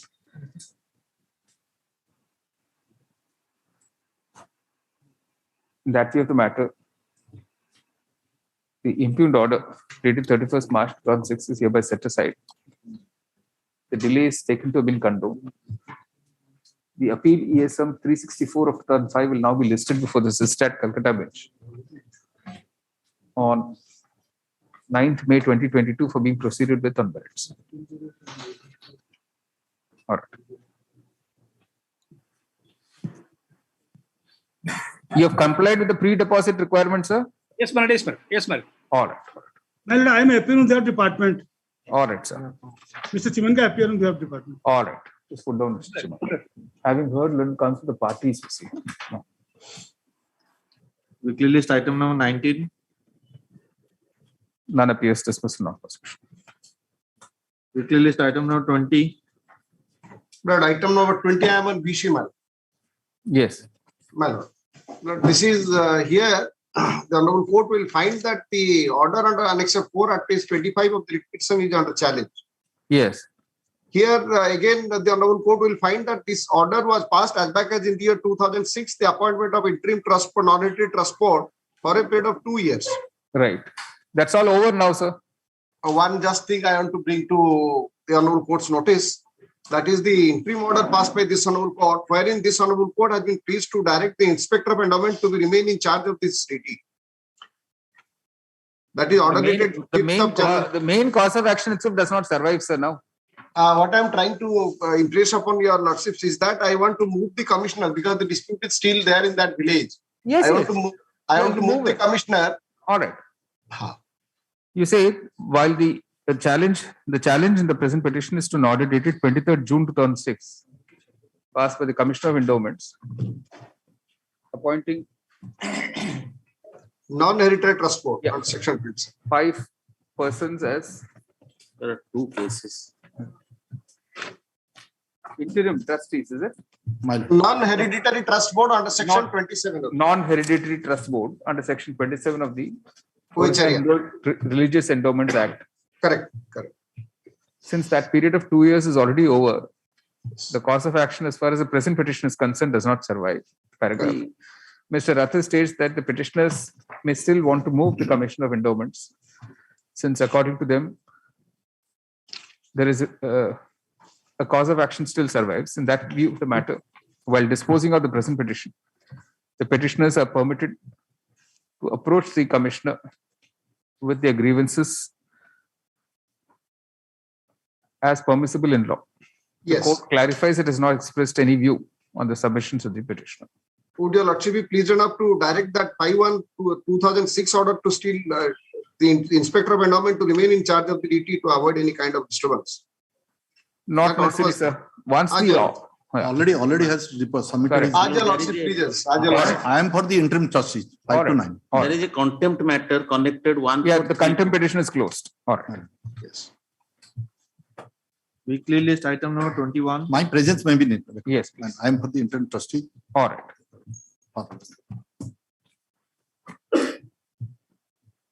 GD Kar. All right, sir.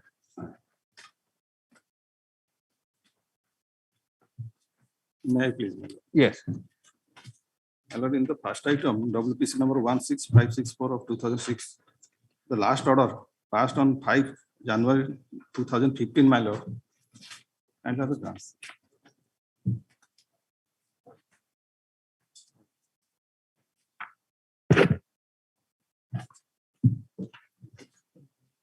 So thereafter, I have filed a miscase since the matter is now squarely covered by the judgments of Honorable Appeals Court as well as different Honorable High Courts. So I pray for disposal of the same as the main matter, the quantum of issue, that is whether section 10 subsection 29, that is warehousing charges, is including all or excluding only the rating of go-downs, that is before the larger bench of the Appeals Court. And that is the decision of the Honorable Appeals Court which refer to the larger bench. And that is still pending, my lord. But here the issue WPC, the first item is regarding the levy of interest without charging the interest under section 234B in the order of assessment. And just calculating in the section 156, the demand notice. No. So all of this has to await the larger bench. It is still pending, my lord. But may I? But here's two cases now. One is challenge the order of the commissioner, wherein the commissioners, you'll also see the annexure 4, start from 59. He challenged two orders. One is that quantum is not is pending before the larger bench. Second one is waiver of interest. Waiver of interest has been charged. You'll also see annexure 4. They start from page 59. Yes. Commissioner says he has no power by virtue of the notification. See the notification. Therefore, this issue is may not help the petitioner. This is the notification based on which the commissioner has passed the order. Let's see the notification. CBD notification, 26 June 2006. Last part of the paragraph he has read for that notification. So one part he has two demands. One is demands is that in the order of assessment, the quantum, the interest has not been calculated. But in addition to 156 is part and parcel of the assessment order, because 150 says the calculation and it is calculated. That he has challenged before the commission, then it is appeal tribunal. Now it is pending before the SJC. Pending before the? This court in the head of SJC. SJC and ITA also. ITA. And also some in WPC. This is a case where he challenged the order of the commissioner, but not waiver the interest under section 191. Since that fact is not, commissioner has no authority to condone the waiver. So this 16564 has to go. Has to go. Because previously 134A also dismissed by this honorable court. This is the order. 134A is a different, that is condonation of delay for filing of a return. No. This once the circular is there, how can the commissioner waive the interest? Since the legal question is that when in the assessment order there is no specific charge of interest, and in the demand notice it cannot be charged. Since demand notice is clearly to whatever charge in the order of assessment, that anyway a challenge collected. Well, on that is already covered by the Honorable Appeals Court decision, which were relied by the Honorable Delhi High Court. There's several High Court, but Delhi High Court, Uttaranchal, Uttarakhand and Allahabad. I'm relying on this decision, which will clarify the issue, my lord.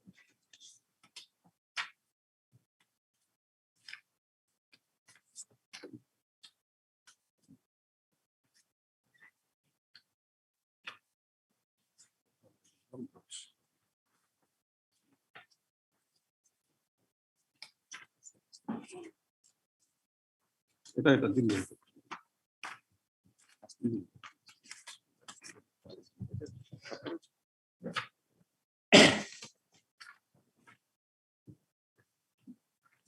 Kindly glance to the page 25, which is the demand notice, the second page of demand notice. The demand notice starts at 24, page 24. And they have simply calculated on the hand, which is not permissible under the law. Because the assessment order has to be quantified, whatever amount of interest, whatever amount of levy of tax, interest and penalty to be quantified in the order of assessment. And under 56 is the demand, that is notice of demand to be collected. That have to be quantified in the order of assessment. So without specifying in the order of assessment, and the Honorable High Court have already, that is decided by the Honorable Appeals Court in full bench. No, that's a separate issue. Yes, No, yes. sir. No, In this writ petition 16564, the issue is not about not specifying the amount of interest in the assessment order. Yes, the issue is about waiver of interest. Interest charges under 234B. No, this writ petition is only for the levy of interest without charging, without quantifying in the order of assessment. No. That just let's look at the prayer clause. My lord, is it therefore present your lordship may please to issue the writ of first session and the written direction. Passing of the order of Chief Commissioner Income Tax passed by the Annexure 4, whose order has been made in a confused state of mind without proper application of law and a rejection the petition holding that levy of interest made under 234B. No. So it's not confused state of mind. You are asking for waiver of interest under 234B. He has referred to a CBDT circular that does not permit him to do it. Where's the question of confused state of mind? When the order is not quantified. So this issue is not about the assessment order having to specify the interest amount. It is not about that. My para, the writ petition para 3. No, your prayer makes it very clear. You're challenging only this order at the Annexure 4, where the CIT has declined to waive the interest. But it has power under 119. No, so the issue is not about whether the assessment order should have carried the interest amount. That is not the issue here. That is not the issue in the writ petition here, sir. My lord, 1.2, my lord, 1.3, my lord. No, prayer clause. We only go by the prayer clause. Whatever you may say in your petition is one thing. What you pray for is the main critical thing, sir. And cost title also. My lord, my argument in para 1.3 is specific that it was not charged in the order of assessment. That is not what you're praying for, sir. You're not questioning the assessment order here. You're questioning the Annexure 4 order. Yes, which is not an assessment order. Assessment order, not my assessment order is before the appellate authority. Exactly. So what you're challenging here is an 18 September 2006 order, which is not the assessment order. Yes, my lord. That order has to be to have the amount of interest since not charged in the assessment. That's the only issue here. Yes, my lord. That's the only issue that here. may be waived by the law and No. So that we're not entertaining. You say the challenge in the present petition is to an order dated 18 September 2006, passed by the Chief Commissioner of Income Tax, declining to waive the interest under Section 234 capital B of the Income Tax Act 1961. Paragraph. The impugned order itself states that in view of a circular dated 26 June 2006 issued by the Central Board of Direct Taxes (CBDT), the Commissioner was precluded from entertaining such a prayer for reduction / waiver of interest.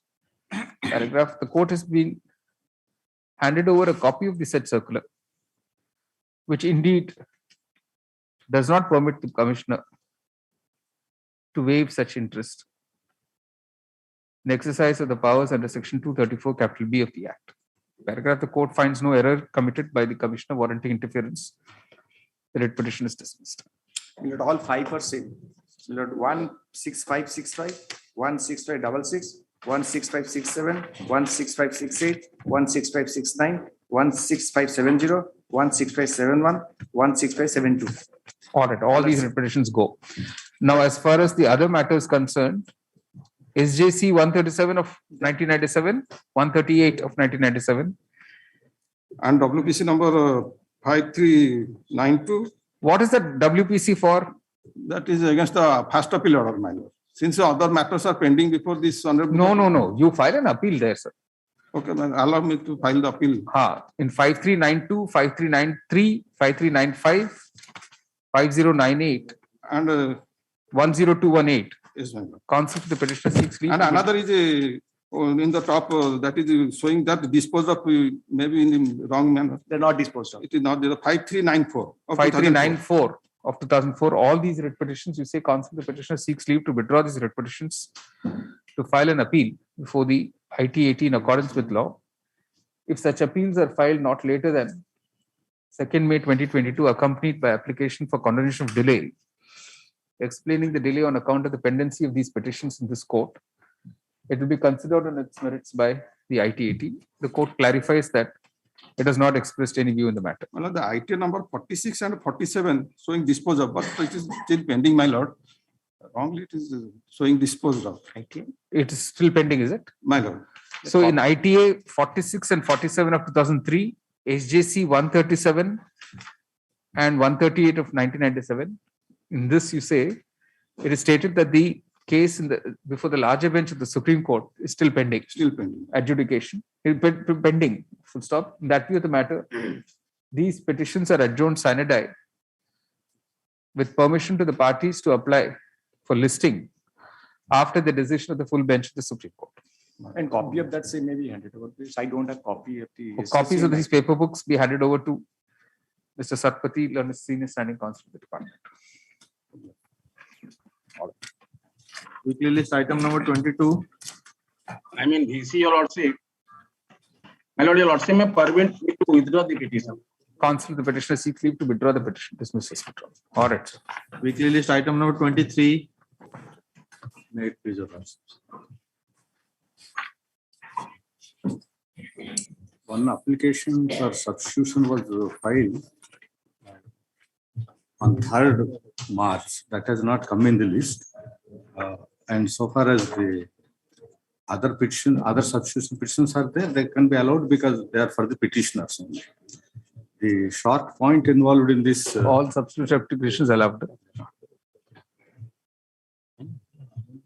Yes. One more substitution petition, it is not in the list. You will also may call for that. Give us that number, sir. Yes, yes. And give us a copy.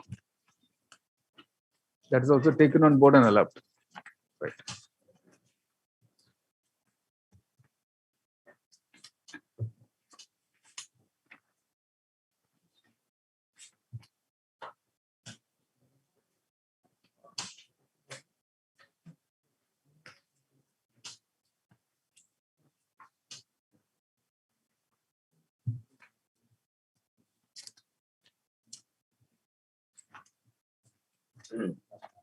Status quo. It's continued for 10 years now. Yes, Mr. Rao. Yes. But the short point involved in this writ petition is whether the Tahsildar has got the power to file an application under section 5 subclause H of the Orissa Estate Abolition Act after the cutoff date. Admittedly, the petitioners are the lessees, and there is a long history, Miller. The LCR has not come, but I can give it. There is a list of dates, sir. I can give you a list of dates, Miller. No, it is there with us. First document is that. List of dates. Copy. We have a copy, sir. You can give him a copy. I have prepared a fresh list of dates.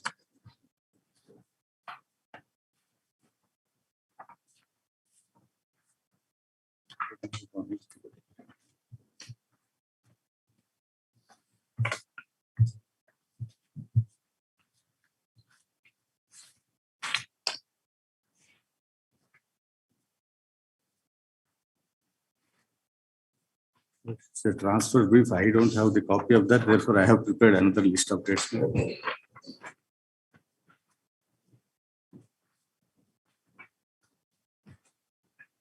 But one Kali Krishna Sarkar was the owner of the lands.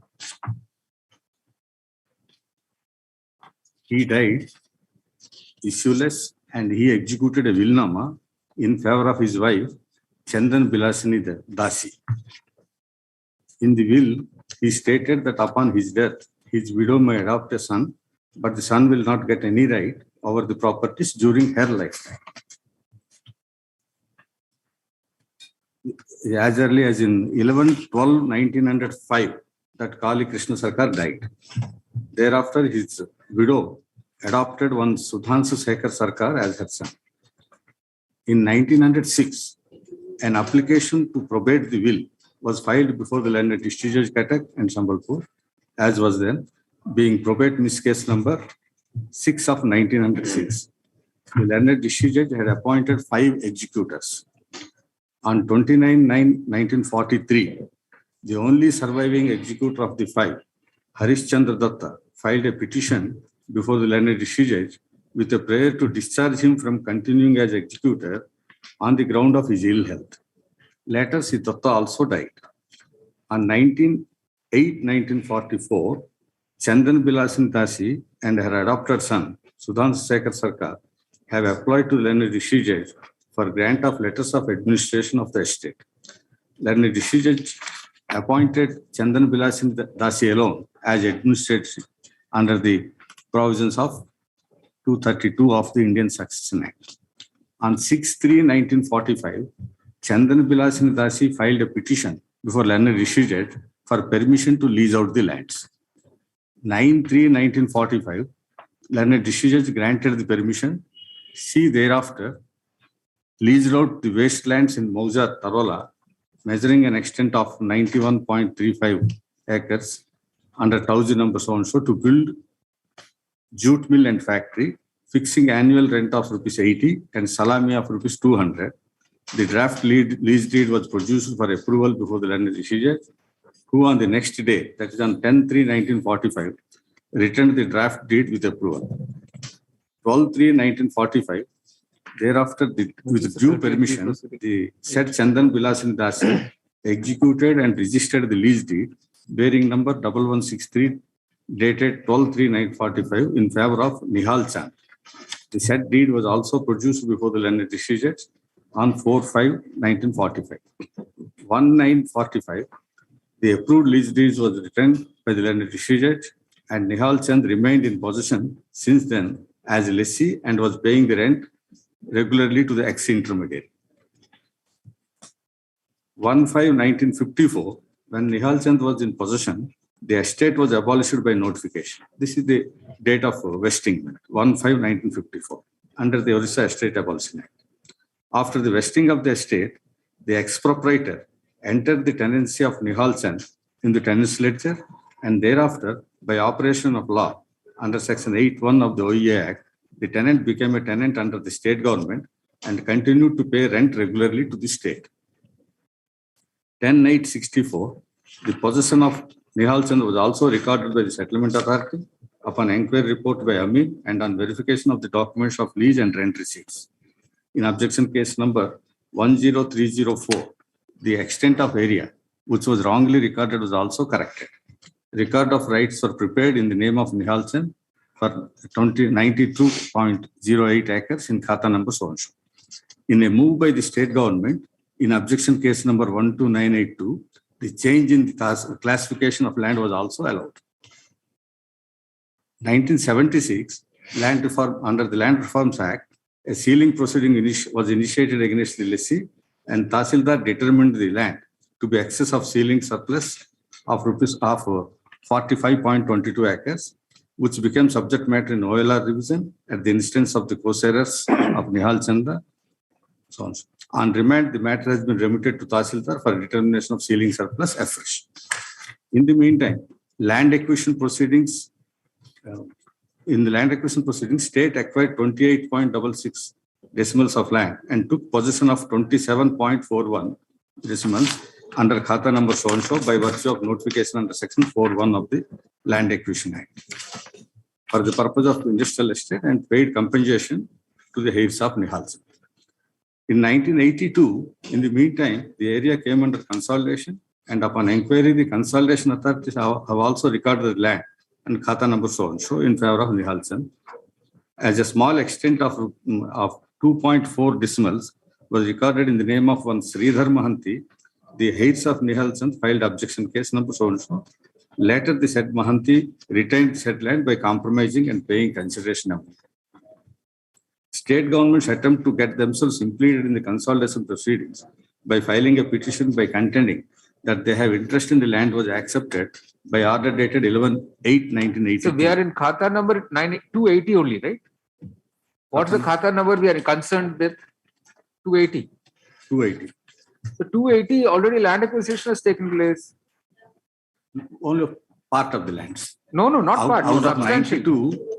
Out of the total extent of 28.66, land acquisition has taken over 27.41. Yes. So what is your claim now? Total extent is 92 acres. Out of that, acquisition was for 28.66 and they have taken only 27.41. This next paragraph I have explained that. Next paragraph immediately will explain. Thus finally the land, para 16. Thus finally the lands in consolidation ROR in respect of consolidation Khata number so and so to an extent of 60.52 decimals.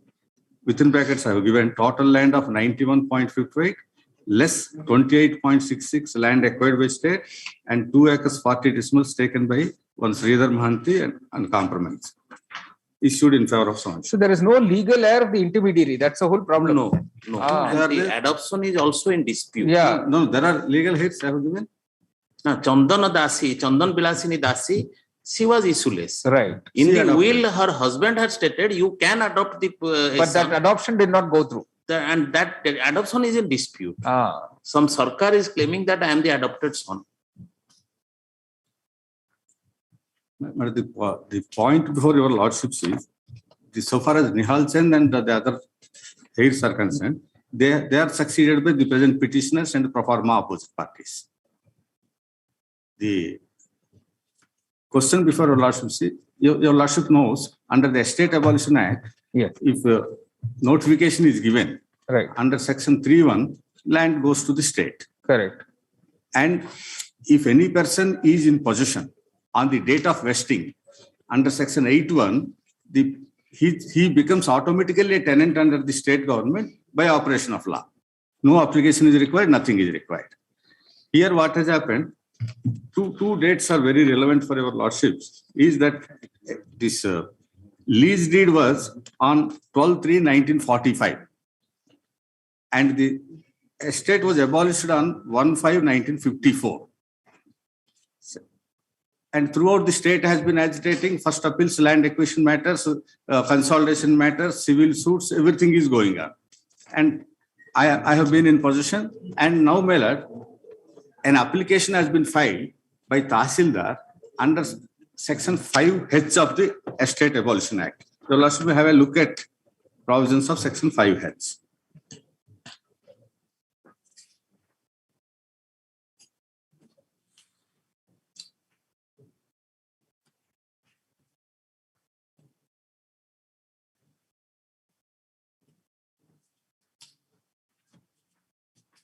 Should I give a typed copy of that provision? No, we have it. Yes. Whereby operation. H. Section 5 starts with consequences of vesting of an estate in the state.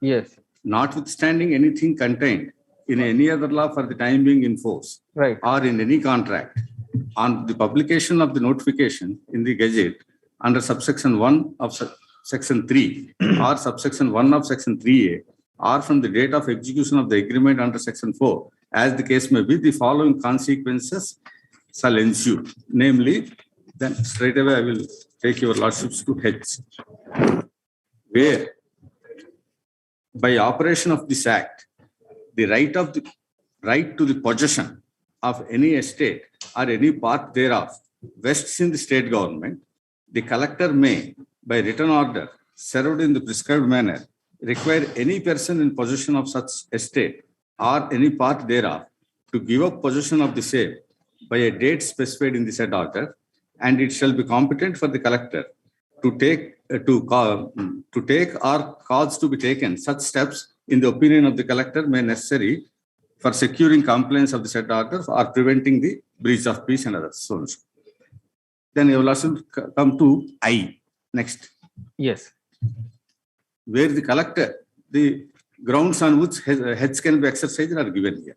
Where the collector is satisfied in respect of the settlement of lease of any land or mines or minerals comprised in such estate or the transfer of any kind of interest in any building used primarily as office, curchery for collection of the rent of such estate, or as rest house for estate servants on duty, or as golas for storing rent in kind or part thereof, made or created at any time after the, this is important, after the first day of January 1946.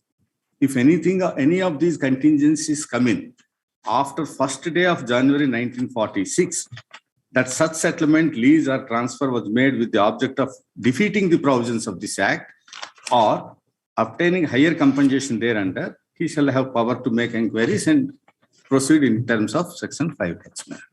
So here, my lord, that's why I have drawn your lordship's attention to the date of the lease is on 12/3/1945. It is not on after 1/1/1946. And the estate was abolished on 1/9/45. In the tenant's ledger, the tenant's name has been mentioned. And therefore, the tenant becomes a tenant under the state under section 8(1) automatically.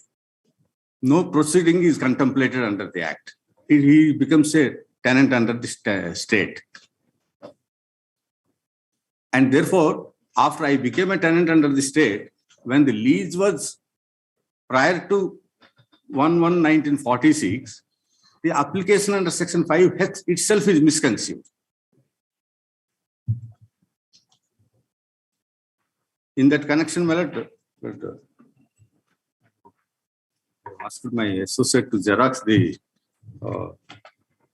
decisions, my lord, that just I can tell my lord and then I can produce the copy. So just come to page 19, actually 18 onwards. That issue number 2 is the most crucial issue. Ultimately, this is a 38B matter. Yes. My lord, appellate court's order is at annexure 2. Just my lord. No, but I'm on the Tahsildar's order. 1 second, I will say. What has happened when this question was raised, that 5H is not applicable, then the proceeding was dropped by the collector. That is again revived by order of the board. No, let me say, please allow me for 1 minute. This 5H proceeding was dropped. Then the state went in appeal. And the matter went up to the Board of Revenue. Board of Revenue said, whether 5H is applicable or not, please examine thoroughly and pass orders, and remanded the matter to the STB. And you will also find from the impugned orders, no discussion on that. Simply they said that it's not applicable because the lease is not valid. You will also kindly see the findings. Is it the way, my lord, after the matter has gone so much and with so much of litigations, and ultimately when the matter came before this Tahsildar, you will also kindly see page 29, paragraph 5 of the annexure 2, appellate court. Appellate court, sir. The applicability of section 5H cannot dispense in view of the conditions of the will and non-existence of legal heir of the intermediary. Accordingly, the suit land stands vested in the government. This is only one sentence, my lord, on the basis of which he says that 5H is applicable. But my main ground is, if the lease is prior to 1/1/1946, it's not applicable. It doesn't come to picture at all. So whether the lease was prior to that is the question then. No. So it then brings us back to issue number 2, correct? If the lease is validly granted, then what you say Yes, is right. that is the only. Whether you are the legal heir, whether the lease was validly granted, whether there was any permission for the, because she was holding a limited interest over the suit land. Correct. Well, these questions my humble submission will be without the jurisdiction of the Tahsildar to inquire into. Because the lease was pursuant to the order of the district judge in a probate proceedings. It is not that a lease was manufactured or created or lease not valid, all these things. These things he cannot inquire into. These will be matters for the civil court, if at all.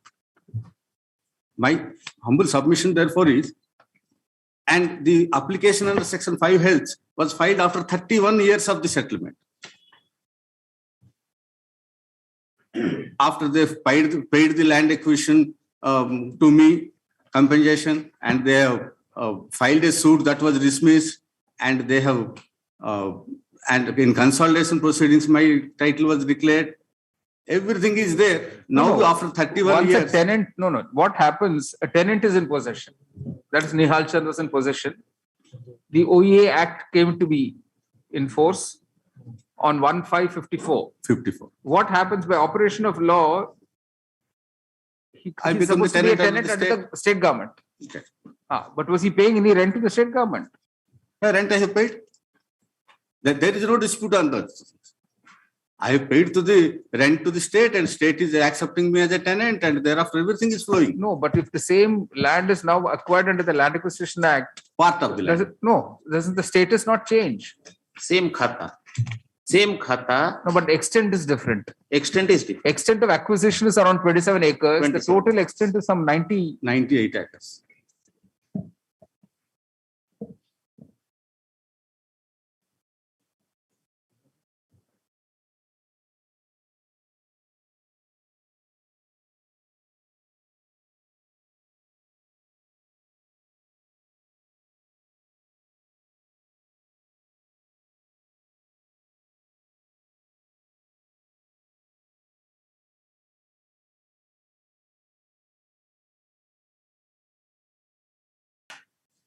Mr. Monty. Yes, ma'am. See, once a district court permits the grant of lease. This is not like without permission. It's not like the tenant ledger, that thing. No, he says that district judge has granted the lease in the probate proceeding. Correct. And then this man continues as a tenant once the OEA Act comes. He continues as a tenant under the state government automatically. Your Lordship may by kindly operation of see- law. Yes, my lord. Your Lordship may kindly see the main crux of the allegation is that 5H is not maintainable because the land is recorded in government khata, and you say that I have acquired by virtue of a lease which was granted prior to the cutoff date 1/1/46. 5H is not applicable. Yes. So that is the argument. That has not been discussed. See, whether 5H is applicable or not has not really been discussed. And apart from that, my resolution submission, this order is revisable before the Board of Revenue. This appellate court's order, let him go to the Board of Revenue under section 38B. He will examine because there are many factual aspects. Yeah, why don't you go to the Board of Revenue? That which this court cannot, in read jurisdiction, these things cannot be adjudicated. That is my responsible submissions. Many Mr. Rao, things are there. we All these continue the things have to status be- quo. Yes, Let the Board let of him go- Revenue decide. So I can go, Miller, but Your Lordship may remand it, that Board of Revenue will examine it. That's the problem. Or even your Lordship may These remand things are directly to all- the sub Board of Revenue. No. Let it go to the Board of Revenue. They can decide what they want to do after that. Because your You Lordship see, it kindly- appears that against the order passed by the sub-collector, by the ADM. by the Additional District Magistrate Cuttack, dismissing OEA appeal case number 1 of 1997, the present writ petition has been filed without availing the remedy under the of going before the Board of Revenue in a revision petition. Consequently, the court permits the present petitioners to file an appropriate application before the Board of Revenue against the impugned order dated 22nd June 2006, passed in OE Appeal number 1 of 1997. If such revision case is filed not later than 2nd May 2022, accompanied by an application for condonation of delay, explaining the delay on account of the pendency of the present petition. Such revision petition will be considered on its merits. Such application will be considered on its merits. The court clarifies it has not expressed any view in the matter. The status quo order passed by this court on My lord, that status quo is continuing. Nobody Yeah, is yeah. disturbing. On 7th March 2011 will continue during the pendency of the matter before the. My lord may say that till Board of- filing of the revision, then he will move the. All right, we continue Yes, till oh, such time the Board of Revenue passes an order in the application for interim leave to be filed along with the revision petition by the petitioner, provided it is filed within the time stipulated by this court, here and before. The petition is disposed of in the above times. Weekly list item 24. May please your lordship, I am appearing on behalf of the petitioner. This petition has to be withdrawn because there is a committee by the state government to resolve such All a right. dispute. All right. Counsel for the petition seeks leave to withdraw this petition, dismiss this petition. All right. Your lordship, my appearance may be required. All right. Weekly list item 25. No instructions, man. No instructions. Both these matters. Dismiss.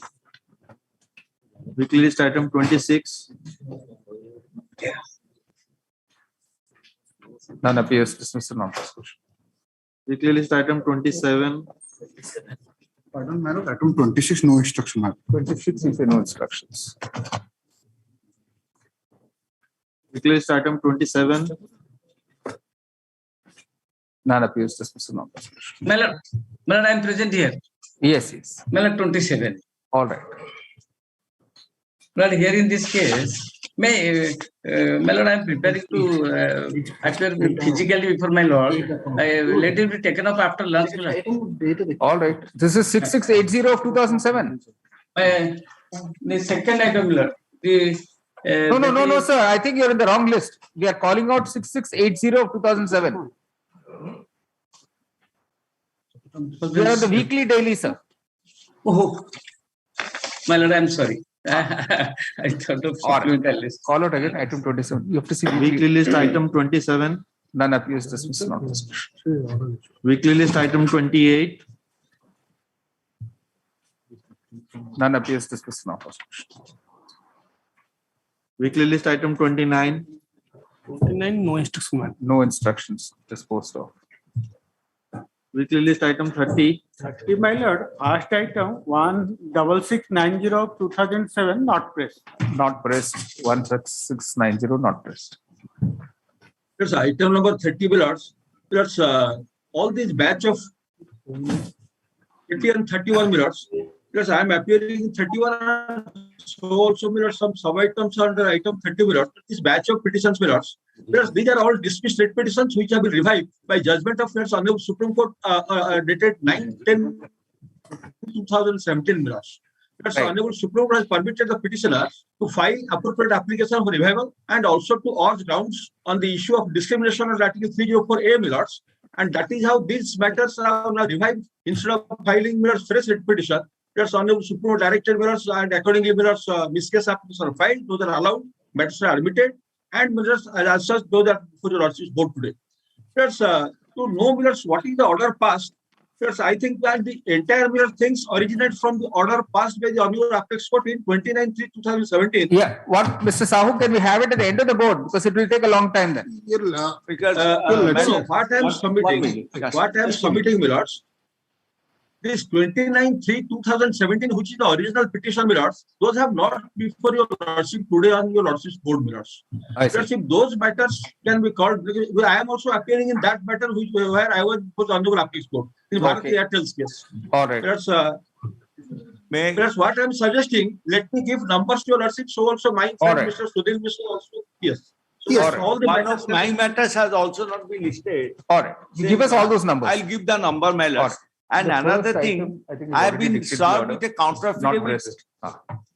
All the remaining matters, you say list these petitions along with the numbers to be provided both by Mr. Jagabandhu Sahu, Learned Senior Counsel, and Mr. Siddharth Rai to the registry within 2 days. We'll have it after the break, sir. Exactly. At 2 p.m. your lordship may kindly. On 29th June, 2 p.m. I may be pardoned, my lord. Yes. I may be pardoned, my lord. In item number 30, my lord, I have two matters which are connected but are not in the list, my lord. I will provide the numbers. Yeah, you provide the numbers to the registry, sir. Obliged. Your lordship, 31 is the same. Item 31. 31 also same. Yes, I have seen. Also same. 31 also Yeah, same. same order for 31. 29 June, Your Lordship. Your Yes. Lordship, I may be permitted also to give the interlist of all the All right, pending. right. Your Lordship. List to be provided by, you say, Mr. Sahu, Mr. Rai, Mr. What is his name? Your Lordship may kindly direct in the meantime. And other council, you say, including Mr. Mishra, Sunil Mishra, Your Lordship may Since all direct. these matters have been restored, and Mr. Mukesh Panda. Yeah. since all these matters were disposed of and pursuant to the order passed by the Honorable Apex Court, all these petitions have been revived. So Lordship may grant me liberty to obtain the copies. I will obtain the soft copy, then I will get the printout. You say it will be open to the council of the state to obtain soft copies of the petitions. Your from the Lordship, registry almost on in all. provision of a pen drive. Almost in all the cases, I have filed on behalf of the department, I have filed the counters. Your Lordship, in the meantime, Your Lordship may kindly direct to complete the pleadings, Your Lordship. Let them file rejoinder, whatever Your Lordship, on final All hearing pleadings on be completed 29 in the June. meanwhile. That's all, Your Lordship. Weekly list item 32. 32, Your Lordship, no instruction. Infractures. Infractures. All matters. Infractures in the meantime. Right, both matters. The first case, Your Lordship. Okay, second case, none appears dismissed from non-prosecution. Weekly list item 33. 33, my lords, cause of action no more survive. All right, counsel, the petitioner says the cause of action doesn't survive. The contempt petition is also closed. Yes. Great. Weekly list item 34.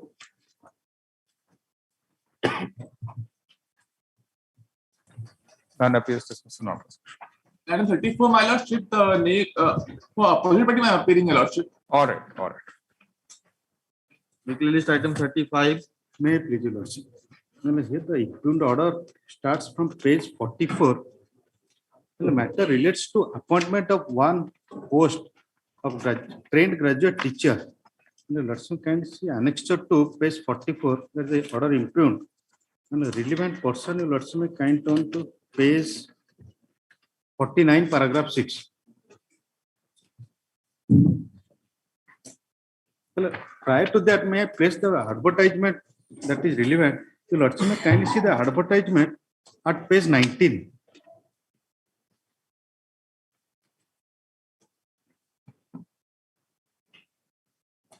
Page 19 is the advertisement.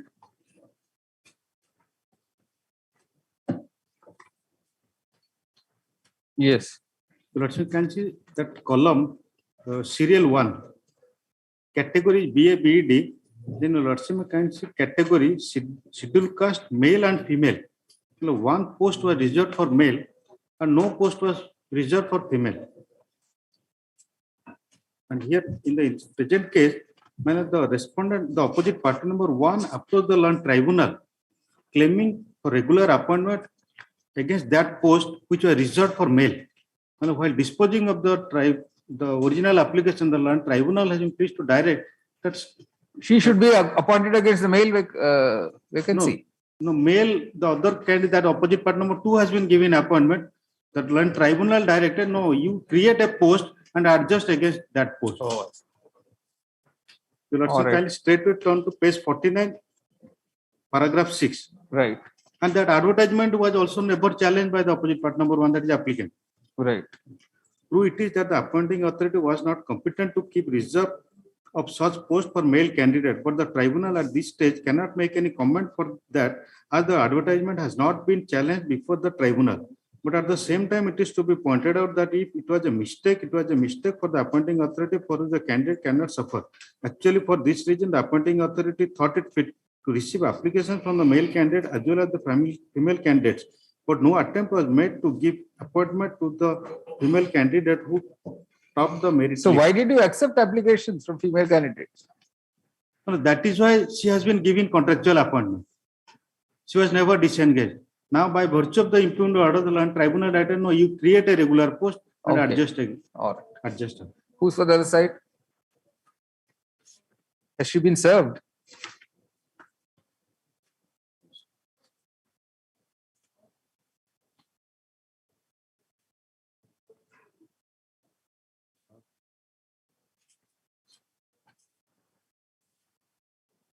AD not yet back. Not served, sir. In all these years, not served. She's working in your own department. Why can't you serve her? Yes. Yes, I will serve her. So this is a 2009 matter. Yes. She's still working there. Maybe because I don't have any update instruction. So that improved order has also been stayed. No, but why is why are two people? Why is the male candidate also included? Yes, male candidate was given appointment in the post. No, in your cost title you have implemented him also. Yes. Why? Well, he was also a party before the land tribunal. That's why. Oh, so nobody's been served, is it?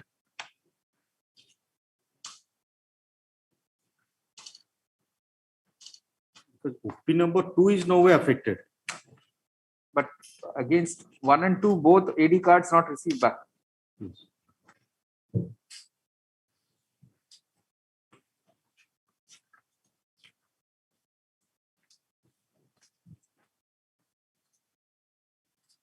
Can you find out if they're still serving in the school? Yes, might be serving because sometimes 2009 things change on the ground. Yes. Let me grant some time, I will obtain instruction. All right. Counsel, the petitioner seeks time to obtain instructions on the current status of opposite party number 1. That is request list on 4th May. Weekly list item 36.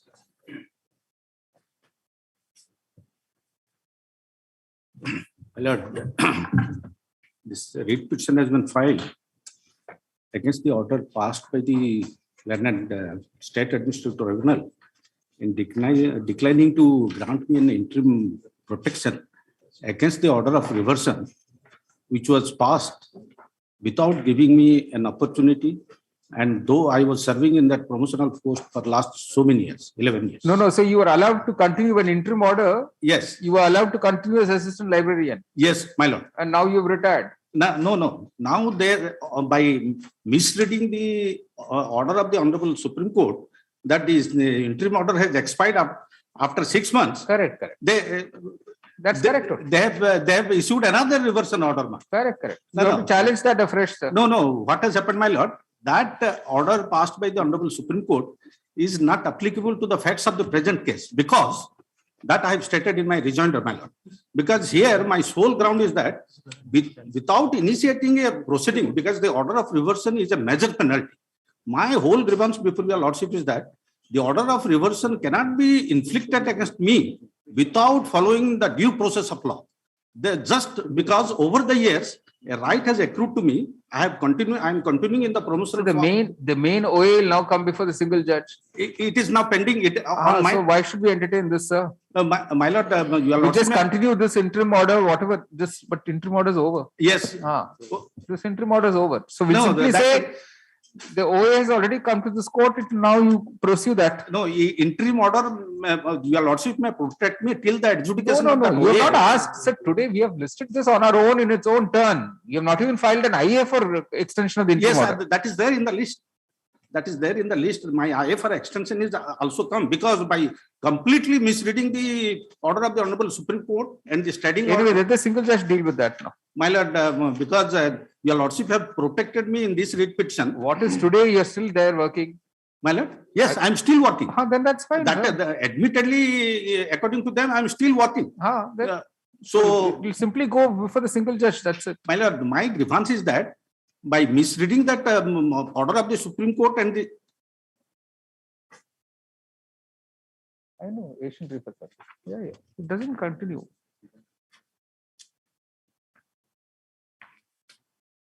No. It is a civil case. What is he saying? It is a civil case. This Asian resurfacing will apply here. My lord? The Asian resurfacing case will apply here too.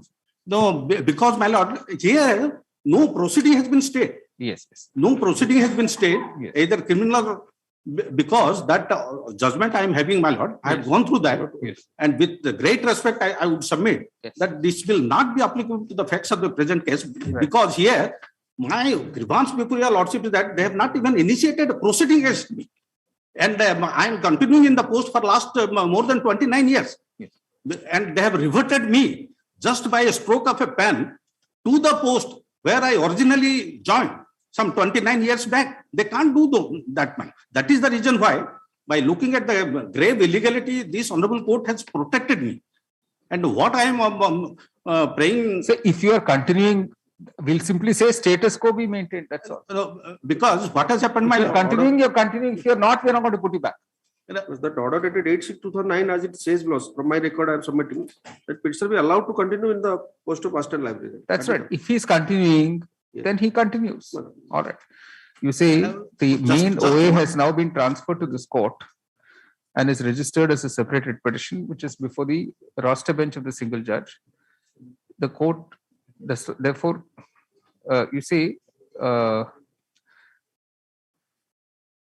while directing that status quo as of today will continue during the pendency of the said writ petition, this writ petition is disposed of.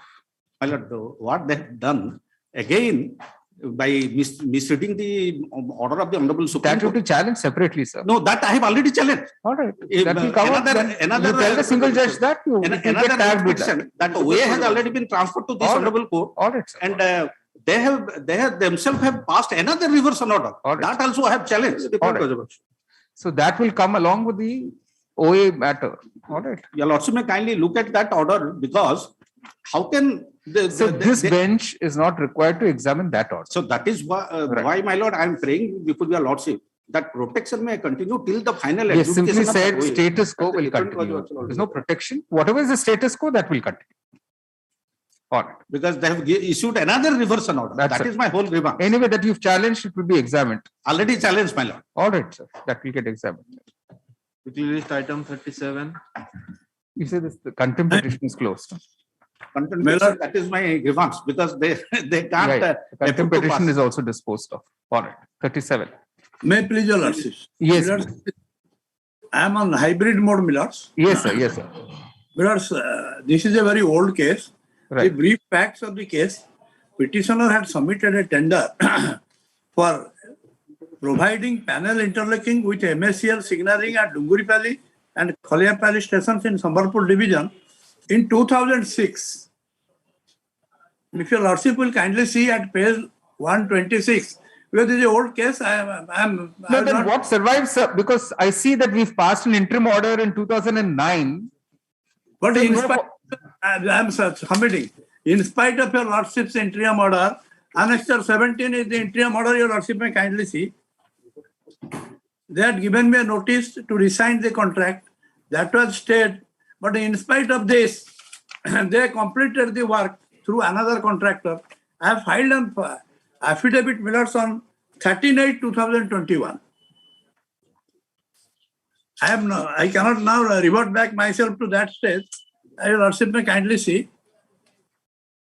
In spite of the order of stay granted by your lordships, they floated a new tender and completed the work. So then, in that case, sir, the present petition is infructuous then. No, Millards, I have some prayers to make. I have my dues, Millards. I have my dues. They admitted that I have my dues. And they, two things, let them give my dues. Now they are going to impose GST on that. But my humble submission is that by the time the tender was floated and work was done, no GST was there. So these two things your lordship may observe. No, but you haven't even prayed for it. Yes, Millards. Have you prayed for it? When the matter is pending in my rejoinder affidavit, I have stated that. What? Further affidavit dated, your lordship may kindly see dated 13/8/2021. I have filed a further affidavit, Millards, because the matter is pending. In spite of the order of stay, they have violated the stay order and they have carried out the work. And the new, I have filed the affidavit, Millards. 13/8/21. Yeah, that's one rejoinder affidavit. You mean this is a rejoinder affidavit? Yes, Millards. 13/8/21. Yes, Millards. But you can't have a prayer in a rejoinder affidavit, sir. No, I am not praying, Millards. Whole difficulty, Millards. Work has been completed. My dues are to be given. Your lordship may observe in accordance with law prevailing at that moment time, they may clear my dues. Who is appearing for the railways? Railways, Millards, is the department. No. So Who's the counsel? So far the railways is concerned, in the meanwhile, the brief has been transferred to the Union of India. So they have not handed over the entire file. That is the difficulty. No, there is always Railway one file has Mr. been Mishra changed. appears. My lord, I was appearing earlier. Ha. I was appearing earlier. Now he has confined his prayer to, your lordship may kindly see page 10 of the rejoinder. Right. Para 8 and 9. All right. In view of the aforesaid subsequent event, it is humbly submitted that this honorable court may graciously please to direct the opposite party number 2 to make full payment of the claims of the petitioner outstanding with. So what we can permit him to do is make a representation to you, making all these claims, and in a time-bound manner, you dispose that. Yes. Right. All right. Right. All right. All right. But your lordship may see the conduct of the railways. In spite of the stay order, without coming to the approach this honorable court, they proceeded. No, we have already stated in our counter much prior to the order of stay. Your termination order has already been effected. That we have specifically stated in our counter. All right. The subject matter of the petition concerned the floating of a tender by the railways. And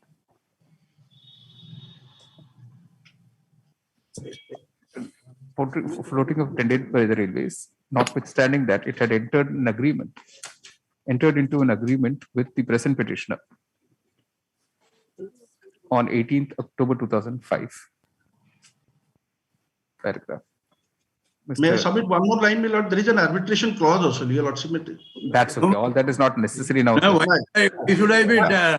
I just pointed out for the sake of. All right. All right. On 22nd July 2009, this court had passed an interim order restraining the railways from proceeding with the fresh tender,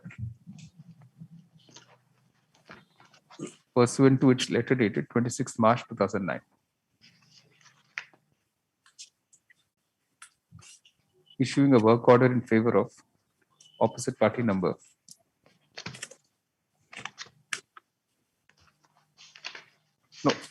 sorry, 26 March 2009,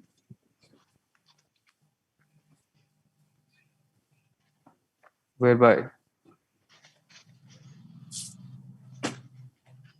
it had rescinded the contract awarded in favor of the present petition.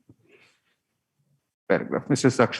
Shaktiధర్ Das, senior counsel appearing for the petitioner, submits that notwithstanding the interim order, the railways proceeded with the fresh tender and got the work completed through another contractor. Stop. Mr. Mishra, learned counsel appearing for the railways, however, states that those steps were taken even before the interim order was passed. Paragraph. Be that as it may, the cause of action that triggered the filing of the present petition clearly does not survive.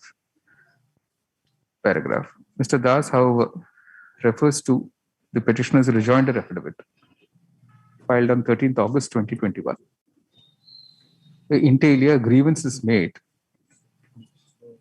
that monies are owed by the railways to the petitioner for the work already done, including return of the security deposit. It is also stated that in the final bill prepared by the railways, GST is sought to be charged, although it was made applicable only in July 2017. Paragraph. The scope of the present petition does not permit the court to adjudicate on the issues that have risen subsequently. Stop. Nevertheless, the court permits the petitioner to make a representation to the railways not later than 25th April 2022, raising the claims that it still has against the railways. And if such claim is made, after hearing the petitioner, the railways will pass a reasoned order thereon, not later than 27th June 2022, and communicate its decision to the petitioner not later than 4th July 2022. It will be open to the petitioner to seek appropriate remedies if not satisfied with such decision. The petition is disposed of in the above terms. Would you apologize, Milos? In item 36, there is a connecting a contempt application. You close that. Weekly list item 38. Your lordships, in item 38, I pray for a pass over. All right, pass over. Weekly list item 39. Lordship, item 39, no instructions. Counsel, the petitioner states he has no instructions to dispose of as such. Weekly list item 40. Lordship, in item number 40, my lord, there is no instructions. All right, counsel, the petitioner states he has no instructions. Weekly list item 41.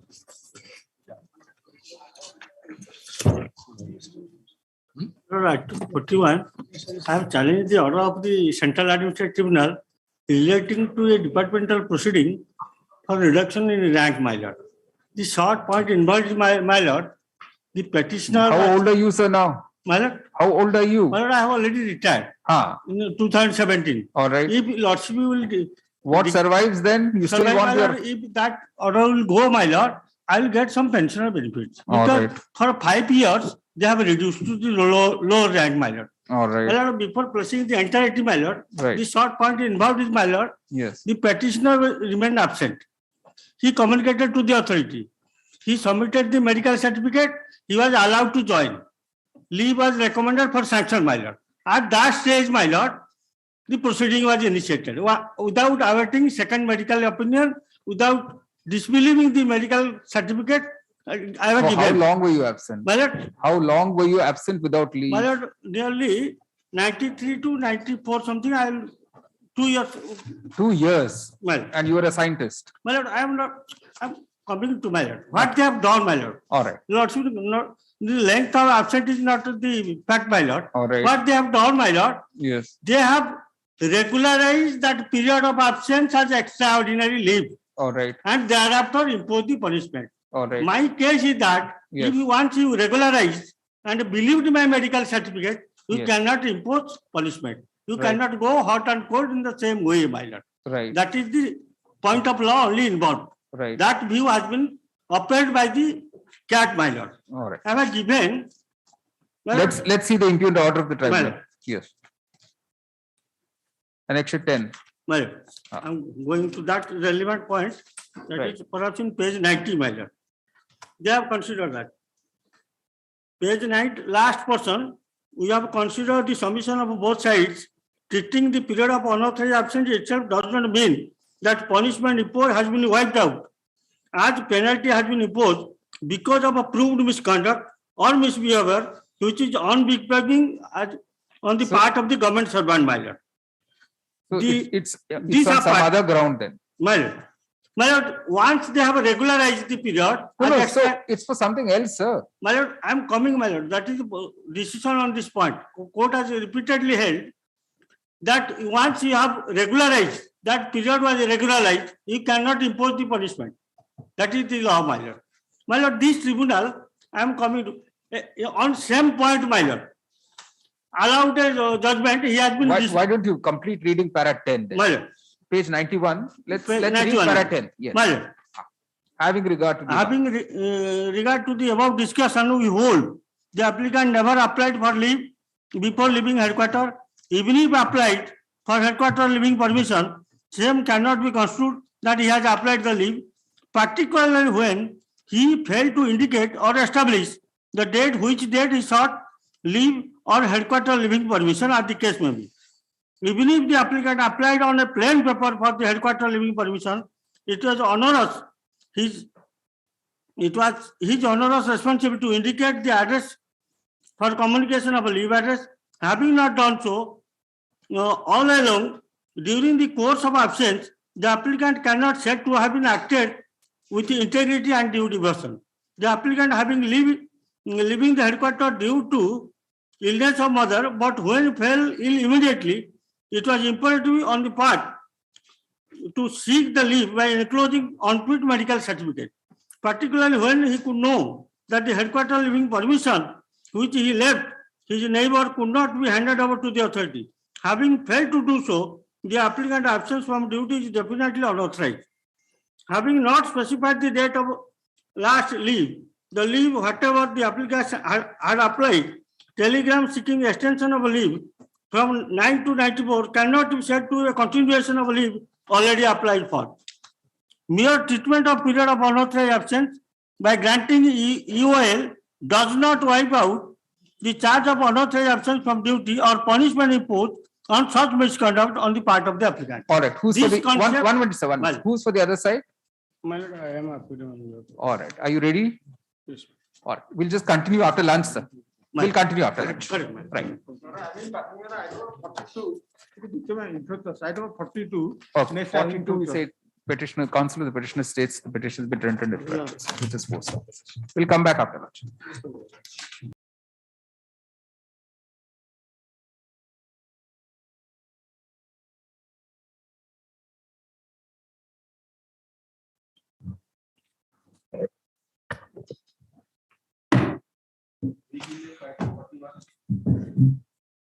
My lord, before 1 minute, my let him- view is that once the period of absence is treated as EOL. extraordinary leave, Correct.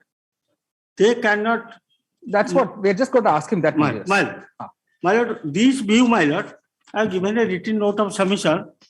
This was as early as in 1976, Andhra Pradesh High Court has decided on that point only. Let him answer, sir. Let him. My lord, Where's your written note? I have submitted a just before my starting. I have given 2 copies. Only 1 copy. No, 2 copies I have given. 2 copies, man. Lord, let's may come to that Andhra Pradesh High Court decision that I have. Your Lordship will find that is the first document. Paragraph 6, my lord. That point has been decided. Shall I place, my lord? Paragraph 6. It's all right, sir. My We'll lord. ask him. We'll ask him. Yes. How do you justify? Kindly have a glance to page 83 of the Land Tribunal's order, my lord. Here specifically, after remand, my lord, there was fresh inquiry, my lord, as directed by the this honorable court. Remanded the matter and inquiry was made, my lord. And in that order, my lord, appellate authority's order, my lord, the disciplinary authority, my lord, conducted an inquiry and sustained that penalty that has been imposed earlier, my lord. Thereafter, the petitioner filed appeal. Appeal in appellate authority order, my lord. Kindly have a glance to page 43, my lord. Starts from page 43 to 48.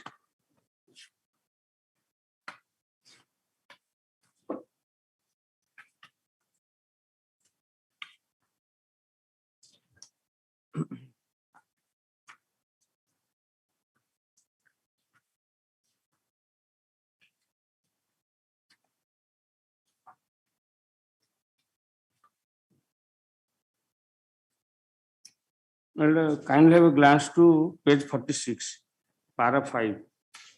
Yes. There is a stand that preliminary inquiry was not made and that he has not taken part in that preliminary inquiry. To that effect, while there was no need for conducting any preliminary inquiry before initiating disciplinary action against him. He was absenting from duties and there was no written communication from him intimating his whereabouts, my lord. There was 2 addresses and in those addresses specifically notices was sent to him to join in his duty, but that was. Sir, have you followed the question? Yes, ma'am. Have you followed the question? Yes, ma'am. Pardon, my lord, again. The absence was regularized. Yes, ma'am. As extraordinary leave.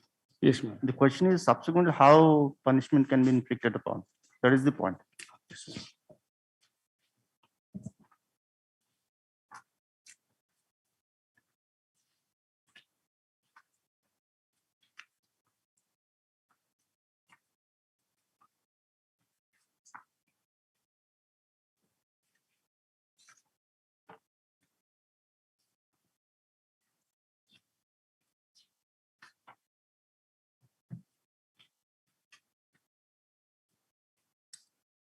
Page 66, my lord.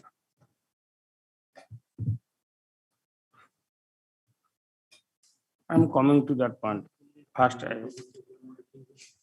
in the appellate authority dealt the period of leave, my lord. 1 year, 3 months, 4 days. That is from 2/11/1990 through 6/2. Sir, we will not keep repeating the question. We will simply say you decline to answer the question. No, my lord, as per 11, my lord, rule 11, my lord, of the CCA rules, my lord, making of dies none for late coming, when a day can be marked as dies none, and the penalty was imposed upon the period declaring as dies none. Sir, you have not followed. I'm sorry to say, you have not understood the question. What is the question, sir? Your Lordship wanted the query regarding that if the period is regularized. Regularized meaning what? It has been treated as extraordinary leave, EOL. Yes, ma'am. It is not dies non or anything of that sort. Once it is treated as extraordinary leave, how can you start a disciplinary inquiry on the same ground? It was declared dies non, my lord. Dies non declaring happened later, sir. You started an inquiry, correct? Yes, ma'am. How can you start an inquiry after declaring the leave taken to be extraordinary leave, after regularizing the leave? That is the question.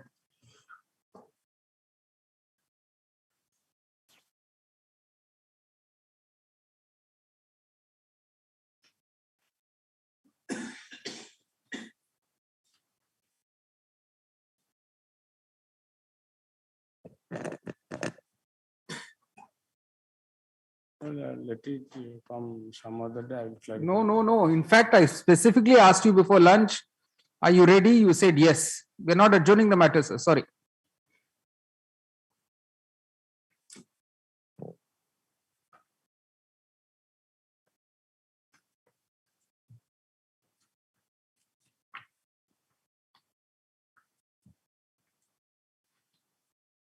Where do you get this proposition? Your counter affidavit, come to page 2 of your counter affidavit. Yes, ma'am.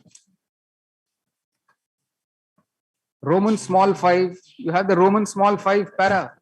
Yes, ma'am. Read that. Even if the appellant has applied Roman small 5. Small 5, sorry. Mere treatment of the period of unauthorized absence by granting EOL does not wipe out the charge of unauthorized absence from the duty or the punishment imposed for such proved misconduct on the part of the appellant. Where do you get this? What is the support for this? How do you say this? What is the rule? Is there any rule? Is there any judgment? How do you support this kind of a statement? And the tribunal has merely repeated this.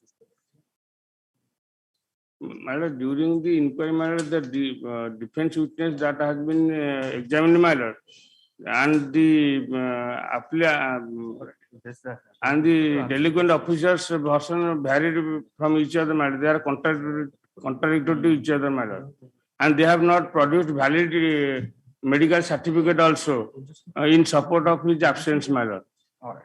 Anything else, sir? Anything else? All right. All right. Thank you. The challenge is the present petition is to an order dated 5th January 2010, passed by the Central Administrative Tribunal, Cuttack Bench Cuttack, bracket CAT, dismissing the petitioner's OA number 524 of 2006. Would stop by the impugned order, the OAT rejected the contention of the petitioner that disciplinary proceedings could not have been initiated against him for unauthorized absence after the department itself had treated such absence as extraordinary leave, bracket EOL, thereby regularizing the period of absence. Paragraph.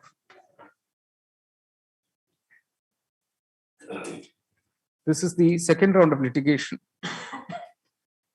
concerning the above disciplinary proceedings. Full stop.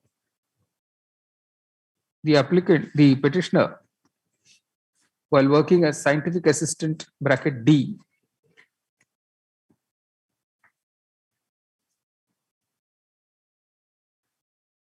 in the department, in the heavy water board, is it? Heavy water plant.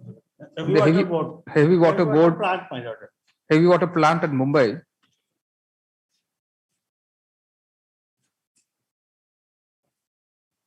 Was absent from duty with effect from 2nd November 1993. Full stop.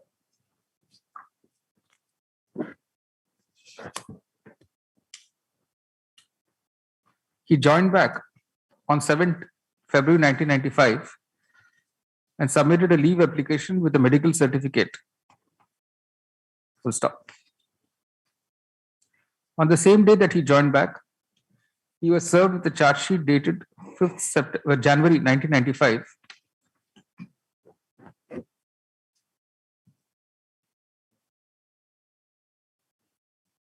for alleged misconduct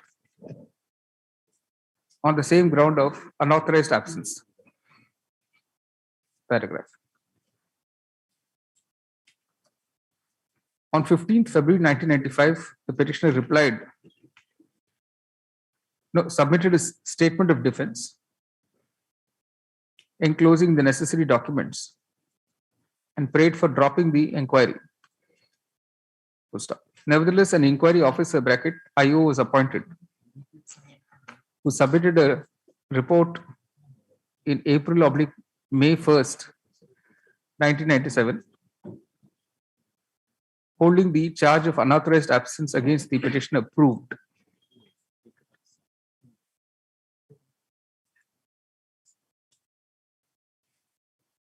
The disciplinary authority (DA), by an order dated 3rd/12th September 1997, after considering the report of the IO and the written submission of the petitioner, in exercise of the powers under Rule 12 (2) small b of the CCS (CCA) Rules 1965, read with the Department of Atomic Energy (DAE) order dated 3rd May 1993, imposed the punishment of reduction of the petitioner to the lower post of scientific assistant C till such time he was found fit by the competent authority to be restored the higher post of scientific assistant D after a period of 5 years from the date of the order. Paragraph. The petitioner challenged the said order dated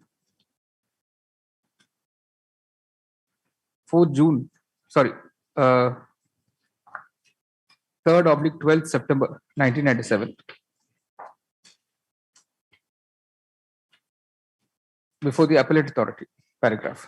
While the appeal was pending, the DA issued an order dated 20th October 1997, treating the period of unauthorized absence as single quotes dies non unquote, with the direction that the above period should not be treated as duty for any purpose.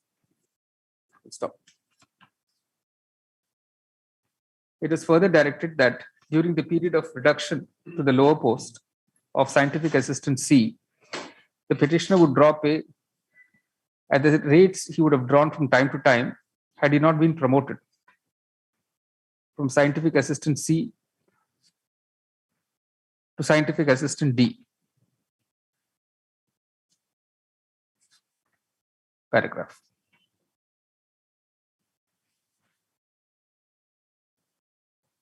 After the appeal was rejected by the appellate authority by an order dated 8 July 1998, the petitioner filed OA number 403 of 1998 before the CAT, seeking quashing of the order of the DA as well as the AA.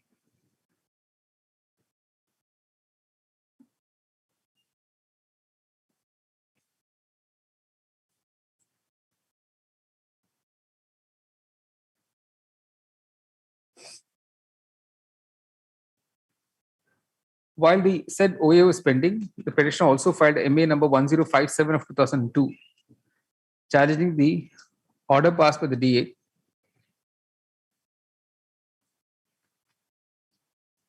on 20th October 1997 treating the period of unauthorized absence as single quotes dies non. Paragraph.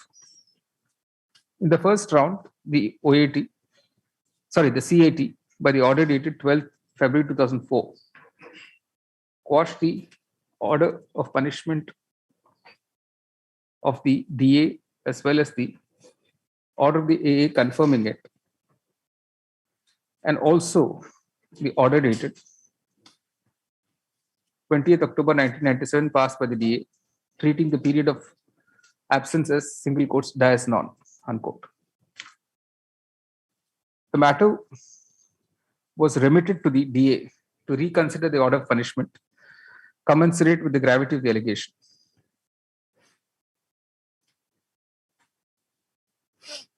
Paragraph. The department then filed writ petition civil 18 of 2005 in this court. Stop. The writ petition was disposed of by an order dated 22nd February 2005.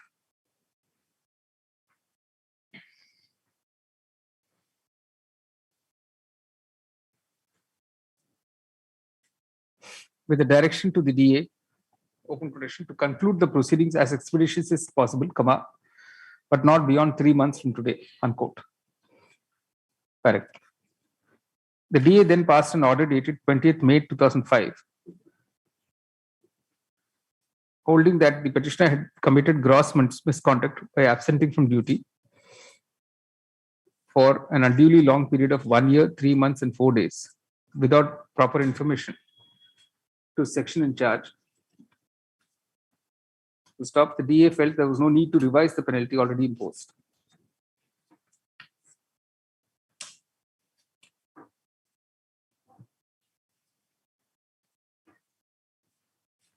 This time, the DA treated the period of absence as EOL and thereby regularized the absence.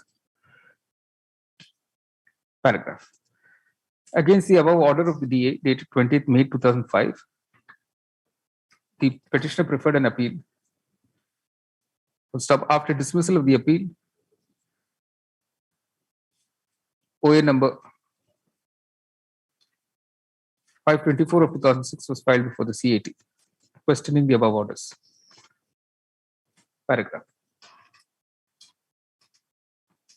The CAT has, in the impugned order, come to the conclusion that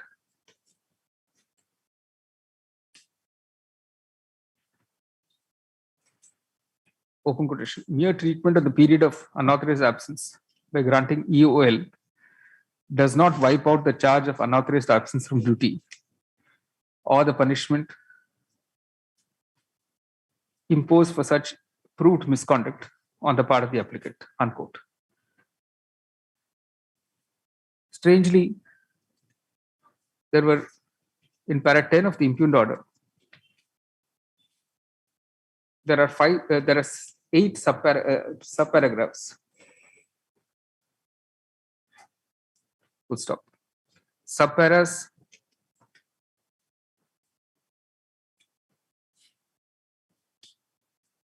1 to 6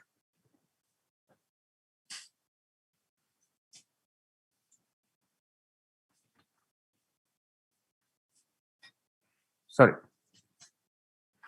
As far as subpara single quotes 5 is concerned, open bracket 5, Roman small 5 is concerned,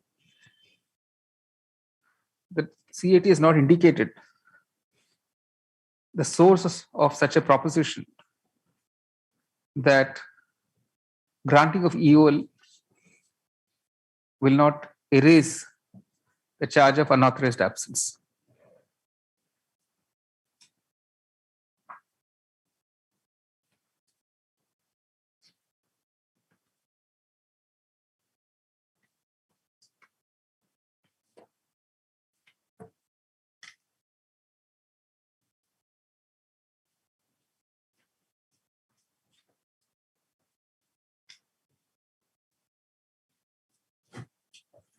Learned counsel, the petitioner has in support of the proposition that the inquiry ought not have been held after regularization of such absence, relied on the decision of the Andhra Pradesh High Court in G. Papaya versus Assistant Director Medical Services, AAR 1976, AP 75.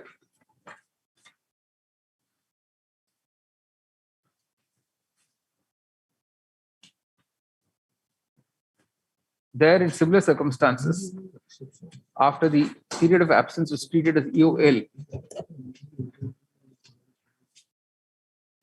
the High Court accepted the plea of the employee that, open quotation, when one's leave is granted to a public servant, comma, in respect of a particular period, comma, it must be considered that he is permitted to absent himself from duty for that period.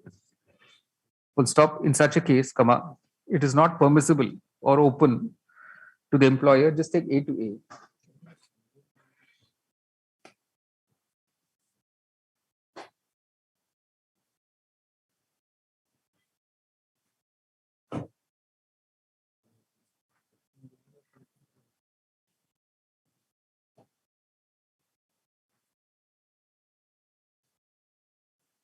In the present case too, the DA on his own had passed an order first treating the period of leave as single quotes dias non, unquote. That was interfered with by the CAT, and the matter was remitted back to the DA. Full stop. On remand, the DA again regularized the leave period of absence, and this time chose to treat the absence of EOL. Full stop.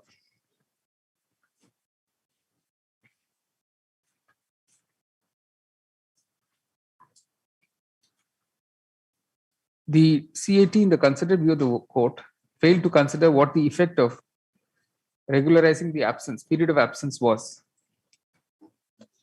on the disciplinary proceedings initiated on the same ground. Full stop. Once the DA has consciously applied his mind and decided that, notwithstanding the disciplinary inquiry which is pending, comma, the period of leave of the petitioner should be regularized, comma, the question of continuing with the disciplinary inquiry on the same charge did not arise. Full stop. As pointed out by the Andhra Pradesh High Court, the department cannot be allowed to, open quotation, blow hot and cold, unquote. Full stop. Once it had been decided to regularize the absence of the petitioner, then further proceedings in the disciplinary inquiry ought to have been discontinued. Paragraph. For the aforementioned reasons, the court is unable to agree with the conclusion reached by the CAT and sets aside the impugned order dated 5th January 2010, in OA number 524 of 2006. With the period of absence of the petitioner having been regularized, the impugned punishment imposed by the DA, as confirmed the AA, is hereby set aside. Paragraph. The petitioner has superannuated in the meanwhile. Full stop. By treating the petitioner as not having suffered any punishment, the pension payable to the petitioner will be reworked and necessary orders will be issued not later than 8 weeks from today. The arrears of pension be paid within 12 weeks from the date of such order being issued. If the above time schedules are not adhered to, the amount of arrears of pension as well as revised pension will be payable to the petitioner with simple interest at 6% per annum on the said sum for the period of the delay. The petition is disposed of in the above terms. Weekly list item 43. My lord, one interesting thing, my lord, you also will find this view was accepted by the CAT in 2007. In that case, he was dismissed. He died. Court has set aside the order of dismissal, directed to give all the financial benefits and family pension. Right. Same view, same tribunal. Right. Two different views. Right. I have also included that. Right. How they have two opinion has been taken. I said central administration. Right. Right. Right. Weekly list item 43. Lords, I am for the opposite party number 3 in this case, my lords. All right. None appears to the petitioner. Dismissal non-prosecution. Weekly list item 44. Item 44, my lord, no instruction, my lord. No instruction. This post office. Weekly list item 45.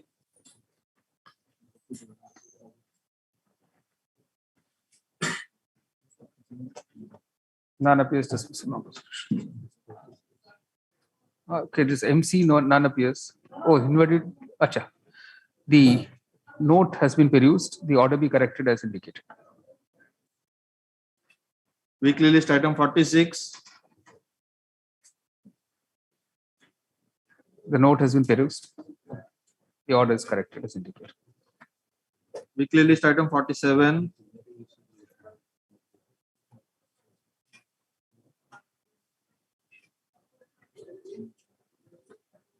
Put down these MCs as a none appears for the applicants. Dismissal not prosecution. Weekly list item 48.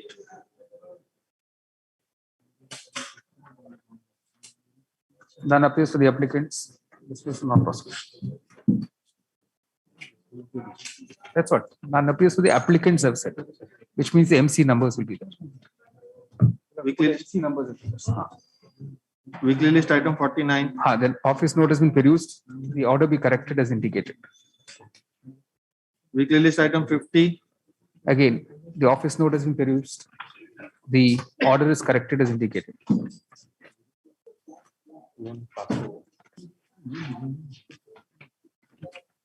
Weekly list Passover item 38. May I please your lordship? May I please your lordship? Yes, please. This is proceeding initiated under section 68. What's the item number? 38. My proceeding under section 68 of the Orissa Hindu Religious Endowment Act was initiated against the present petitioners on the premises that the property in question is the property of the deity, my lord, that is opposite party number 3. My lord, the proceeding was entertained and ultimately in terms of section 68 an order was passed. Matter was carried to the Honorable Court in a writ petition. However, I have relegated to the position of revision because revision lies, my lord, against such orders so far as the Orissa Hindu Religious Endowment Act is concerned. Now, on the basis of such relegation, I prefer a revision. But in fact, during the course of the 68 proceeding, my specific stand is that I have purchased the property in question from one Krishna Patra, who was the owner of the property in question way back, my lord, in the year 1950. Now, my lord, and on the basis of that, we have constructed our house and we are residing there. Now, during the pendency of the, my lord, revisional proceeding, I discovered that repenting the deity, a civil suit was filed, and that is for redemption it was filed and for recovery of possession on the ground that it was mortgaged, and the suit was dismissed. It was carried up to this Honorable Court in second appeal, and second appeal was also dismissed. Those documents, my lord, were filed with the lordship's kind permission. I am just filing those documents because I do not know whether the revisional record has been called for or not. But those documents were filed before the London Revisional Court. Where is that?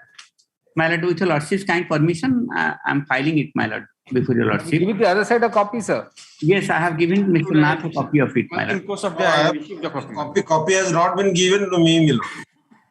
Copy has not been given. I am appearing for opposite party of 3. This is part of the lower court record. For the sake of convenience, I am giving. I will give a copy to my learned senior also. It's better you do that, sir. You say, Mr.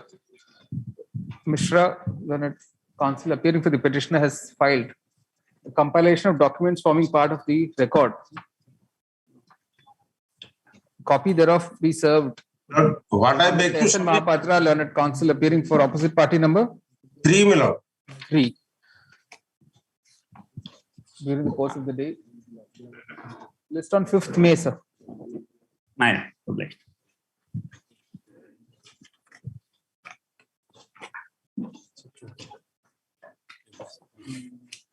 Supplemental list, fresh admission, item 1. Your Lordship permitted to withdraw your. Counsel, the petitioner who appears in person is permitted to withdraw the proceeding. Obliged to. Item number 2.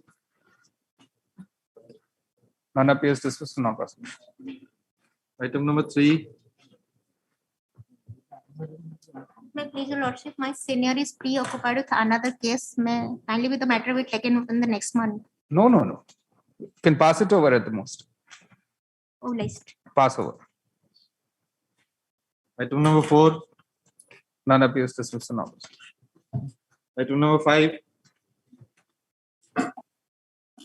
My lord, these are relating to transfer of original applications. From the Nothing survives. All right. All these, nothing. All the matters. No orders are required. Disposed of. Item number 6. May I please, Your Lordships? My lord, the petitioners are the members of the Cooperative Society of Gurudijatiya Cooperative Society Bank under the Athagad constituency. And my lord, for needed finance for the farming, they have applied for sanction of loans in the year 2017-18. And they have. Madam, you have to go to the Lokayukt for misappropriation of money. My lord, after filing this writ application, one development has made that under Annexure 5, they had made the representation before the EOW department of Bhubaneswar as well as Delhi, my lord.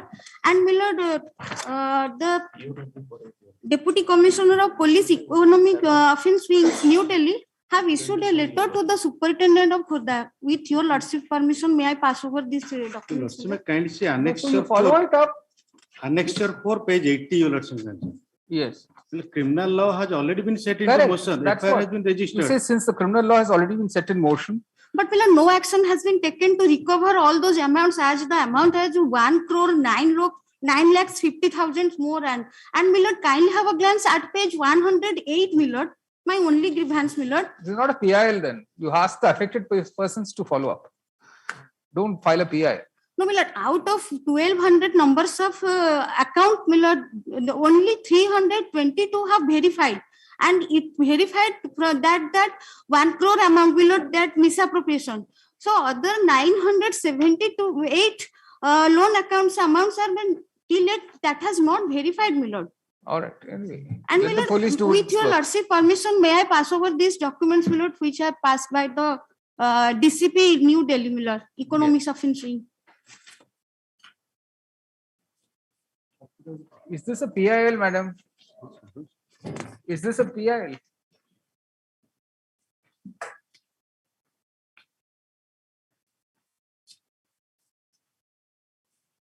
Lord, initially this matter was listed before Justice K.R. Mahapatra, sir, and after direction from that honorable court that it should be a PIL. No, why is it a PIL? Why can't the affected persons come forward? Lord, the petitioners are the affected persons. Then it's not a PIL. You say since the counsel the petitioner states that the petitioners are themselves the affected persons. In that view of the matter, this cannot be treated as a public interest litigation. Placed before the roster bench of the learned single judge for hearing on 23rd March. Supplemental list, item 7. This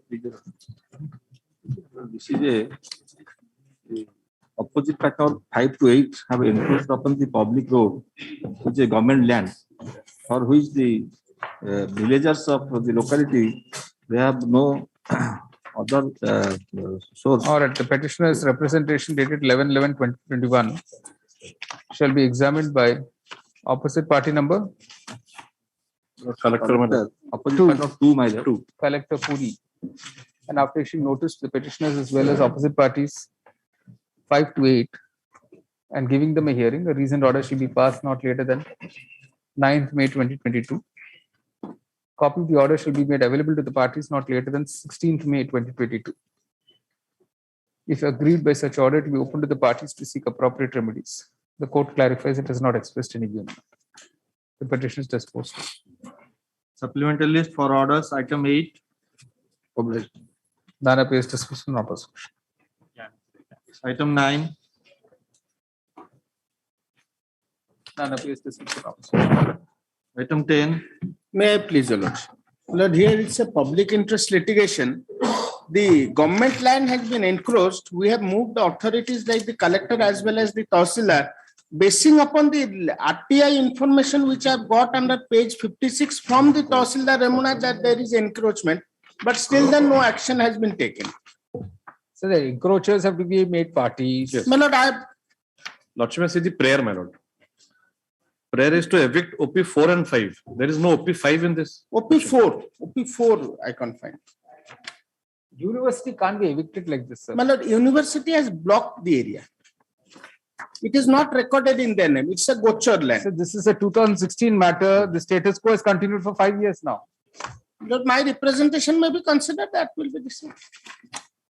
Make a fresh representation if Yes. any Yes, cause of sir. action survives. Yes, The petitioner seeks leave to withdraw this petition with liberty to make a fresh representation to the authorities if the cause of action survives, and after following up on such representation to seek appropriate remedies in accordance with law. My Lord. This post of is withdrawn with liberty spread.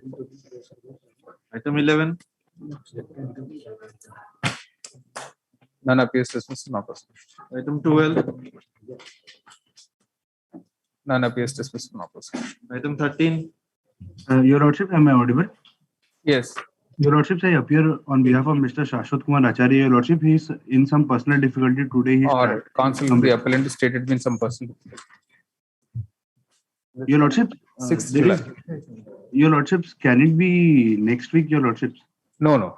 Yes. And Your Lordship, there is another matter relating of the same dealer, which is ITA number 26 of 2020. Okay, this along with ITA 26 on the same date. All right. Your Lordship, 6th July. Yes. Obliged. Item 14. None appears dismissed in opposition. Item 15.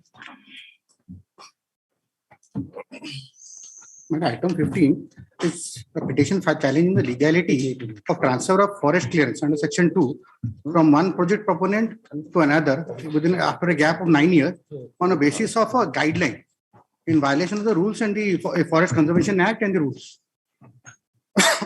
So 4th May 2011 action, sir. My Lord. Come to prayer B. Setting aside a forest clearance of 4th May 2011 in 2021. My Lord, that is to the initial project proponent that was given. No, how can you come for challenging it after 10 years? Sir? No, my Lord, I am challenging the annex prayer number.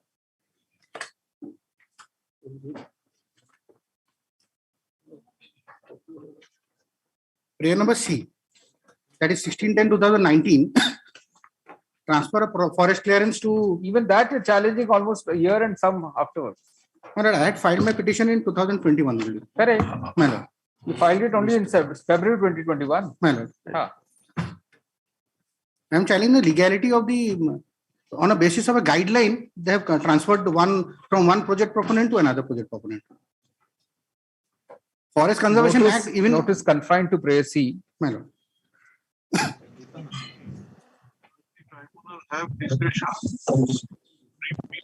Who's for the State of Orissa, Department of Environment? Okay, you say Mr. P.K. Pari accepts notice for 1 and 2. Mr. Katkia for 3, 4. Notice to opposite party number 5. Returnable on 9th May 2022. The tracking report will be placed on record by the next. Replies be filed within 4 weeks. So joined up for the next day. Item 16. Mr. Mr. Mallard, can it be taken up on 11th April, Mallard? He is coming on that 11th April. All right. At the request of counsel, the petitioner list on 11th April. Item 17. I may please your lordships. Lord, the petition of before your lordship, the alumni of the SBM college, my lord, they are prior before your lordship for a direction to the collector, my lord, not to demolish the boundary wall of the college and main gate and to forcibly construct the indoor stadium inside the college premises, my lord. and further prayer is for a direction to settle the land, encroach land of the college in name of the college, my lord, in view of the government circular, my lord. Annexure 5. The factual backdrop involved in this case, my lord, that the. So 1 minute, you are arguing 3.5 of 2022. My lord. What's your writ petition number? 4663, my lord. No. What is the item number you've called? 17. 17. All right. 17, my lord. All right. Yes. My lord, the prayer before your lordship, my lord, for a direction to the college not to demolish the boundary wall and main gate, my lord, and to construct the indoor stadium in the premises of the college, and for further prayer is for You a have not made a direction. representation. My lord, yes, my lord, representation is there, and your lordship may. Where? Annexure 7, my lord. Annexure 7, my lord. Letter of the governing body. Yes, a letter of the government, governing body. Okay, the petitioner's letter dated 24 January 2022 shall be considered by the secretary to the. What is that? Secretary to the state. He is not the competent authority. He is not the competent authority. He has to approve the collector. Collector, my lord. Collector. Then you have to make a representation, sir. Counsel the petitioner seeks leave to withdraw this petition of liberty to make a fresh representation to the collector. My lord, your lordship may kindly see the paper. Following up on such representation to seek appropriate remedies. My lord, kindly bear with me. Your lordship may kindly see the paper plus several talks of the petitioner along with the collector and paper publication. Your lordship may kindly see page 52 and 52 to, my lord, already they have taken initiative to demolish the wall, and several talks among the petitioners and local bodies, my lord, with the collectors, but he is not listening to that approach of that. Yeah, that's why they have come before this honorable court with the prayer that this should not. My prayer before lordship for a direction to the opposite part to annexure 4 and 5, my lord, your lordship may kindly see. The unauthorized occupation occupied land that will be settled in favor of the college, annexure 4 and 5, my lord. Page 40. Anyway, there are so many defects in your matter, sir. My lord. Remove the defects, the list of removal of defects. This may become last week, my lord. In the meanwhile, I will remove the defects. Item number 18. Item number 18. The petitioners are the villagers of the 3 villages of the Sundargarh district. Their demand is that the not to collect the water tax from them because there is no manner of irrigation facilities to their agricultural land. And they have been demanding before the opposite parties authorities since 2015 till date, my lord. So what is the proof of delivery of these representations? That annexure 4, may I pray your lordship, my lord, may I be given liberty to file a fresh representation before the concerned authority. All right. Counsel the petitioner seeks leave to withdraw this petition with liberty to make a fresh representation to the number 6, collector. The authority is concerned in accordance with law, and after following up on such a representation to seek appropriate remedies. My lord, if I will file the personal hearing may be given to. So you first make a representation. Item 19. I beg pardon, my lordship, my lord.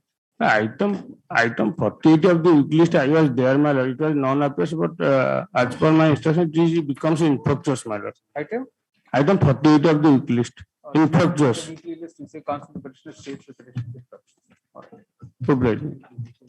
Non-obvious may be deleted. My lord, item 14. I may pardon, my lord. Item 14, my lord. Item 15, my lord, due to non-obvious, my lord, that matter may kindly be noted that. Item 14. Noted as what? That case was dismissed for default. He says that it may taken up. All right, tell us. In that case, your lordship has wanted asked us to give direct to take instruction what is the status of the Kalyan Mandap. I have filed the letter of the video. The Kalyan Mandap is already completed, construction is completed, and it has become functional since December 2021. That's the letter I have filed. All right. And that a copy has not been served to me. It's all right. The letter and the video demonstrate that the Kalyan Mandap in question is already functioning. That view of the matter, no further directions are called for. So, sorry, my lord, item number 13. My link was not there. Yes. Sorry, my lord, item 13. Yes.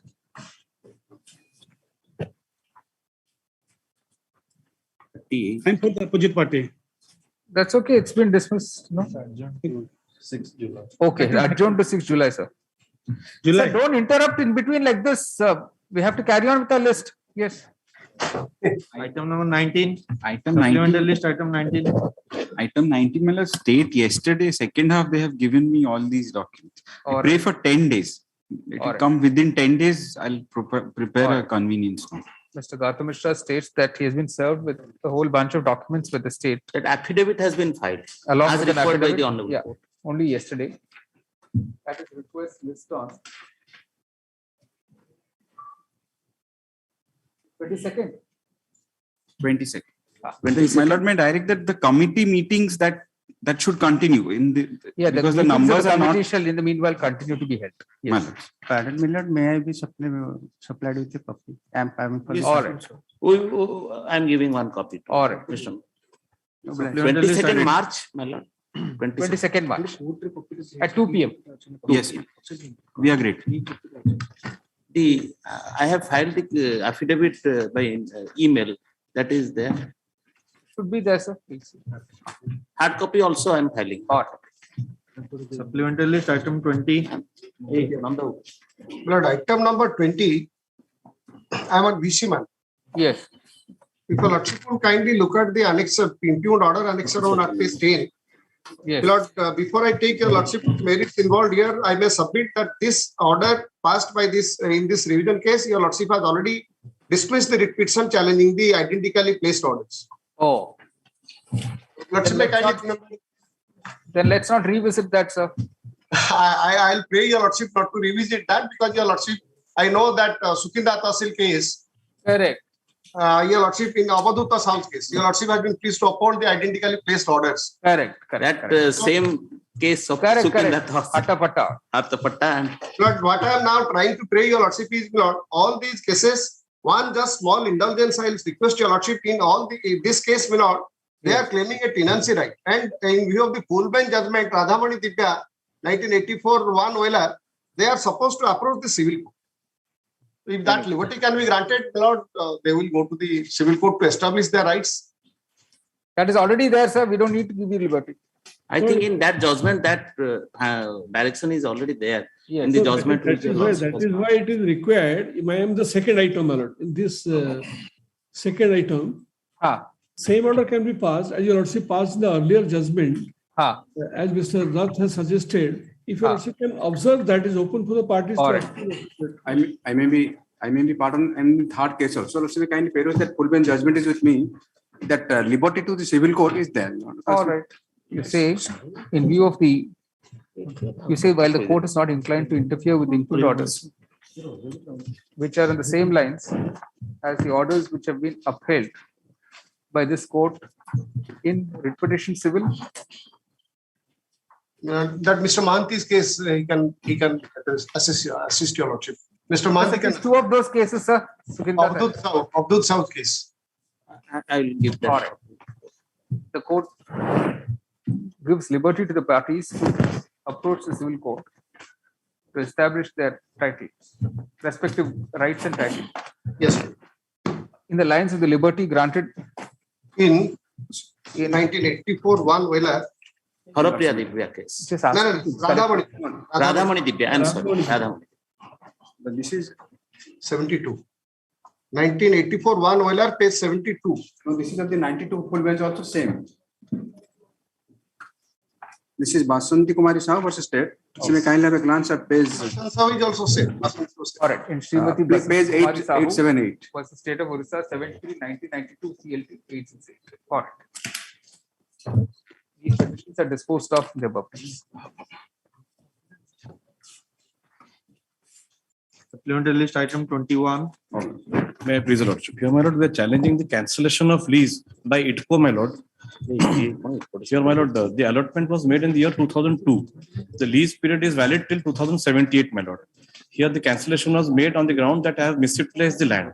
In the meanwhile, what had happened, my lord, I had applied for change of activity. And on that ground, our ground was, we have filed the show cause. Our ground was that since we have not completed the construction, there's no scope of misutilizing the land. In the meanwhile, with passage of time, my lord, status quo order is there. I am in possession, my lord. In the meanwhile, my lord, many circulars have come of ITCO where change of activity is being allowed.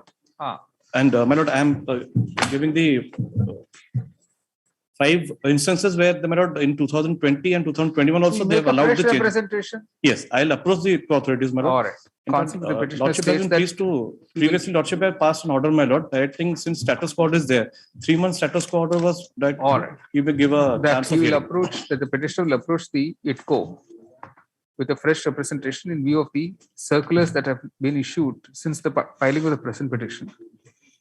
If such representation is made not later than 4th April 2022, it shall be considered by ITCO on its merits, and after hearing the petitioner, an order should be passed thereon not later than 4 July 2022.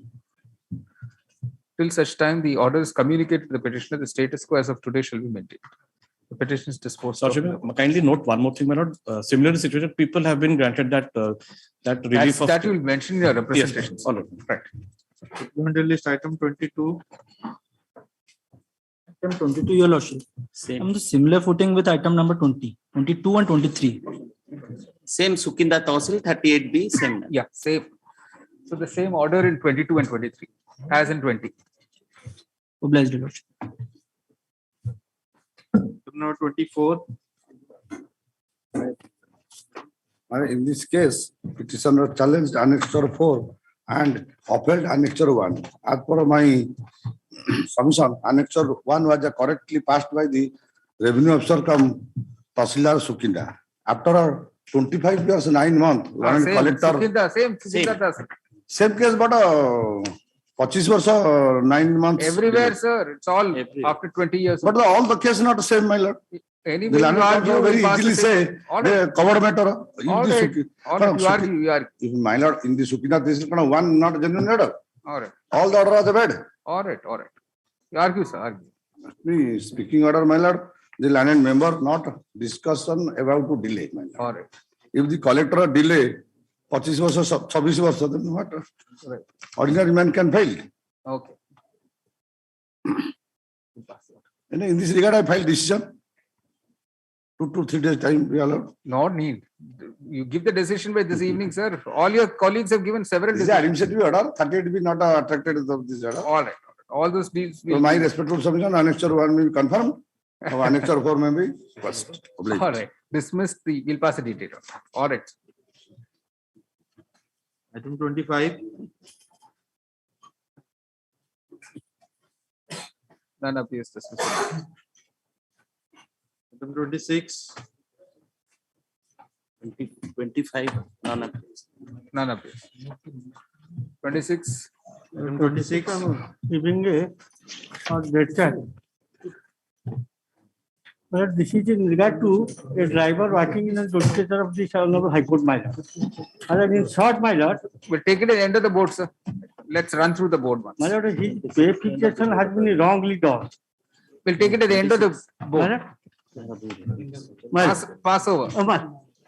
Sorry, man. Item 27. Here it is with regard to fixation of a headquarter of Tahsil.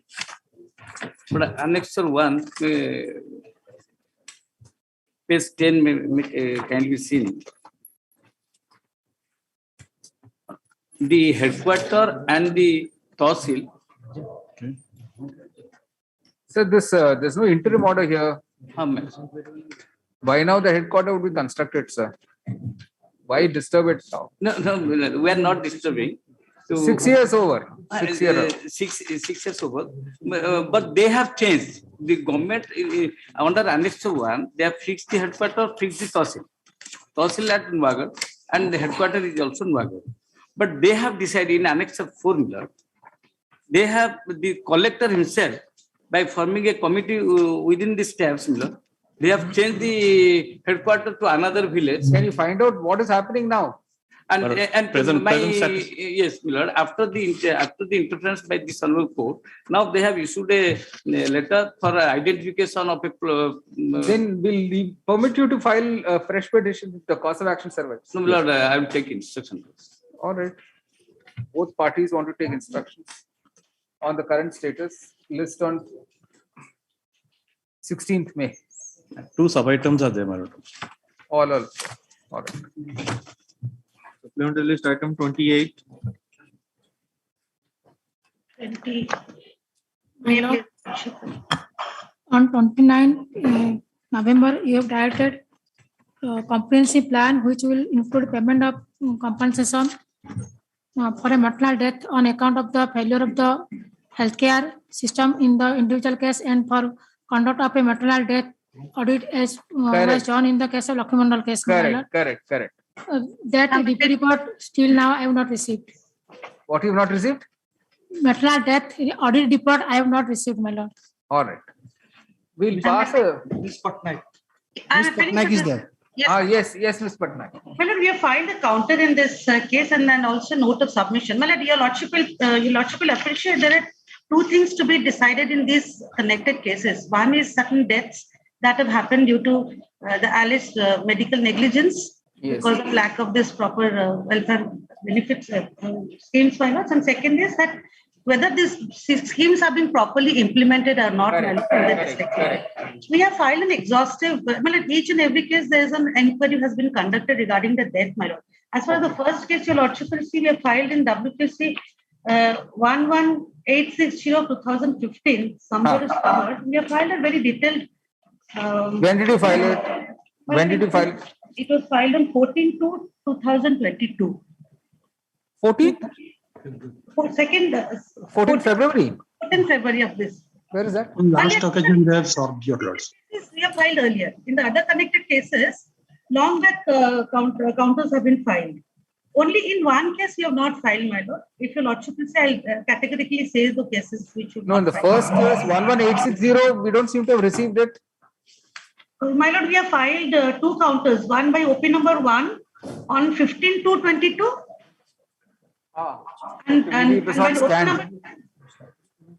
Maybe it's not scanned. Have you served it on the other side? I don't think it's been served on the other side. You say the counter affidavit dated 14th February 2022 be served on counsel for the petitioner within 3 days. Rejoinder that too, if any, be filed for the next date. What about the other connected matters?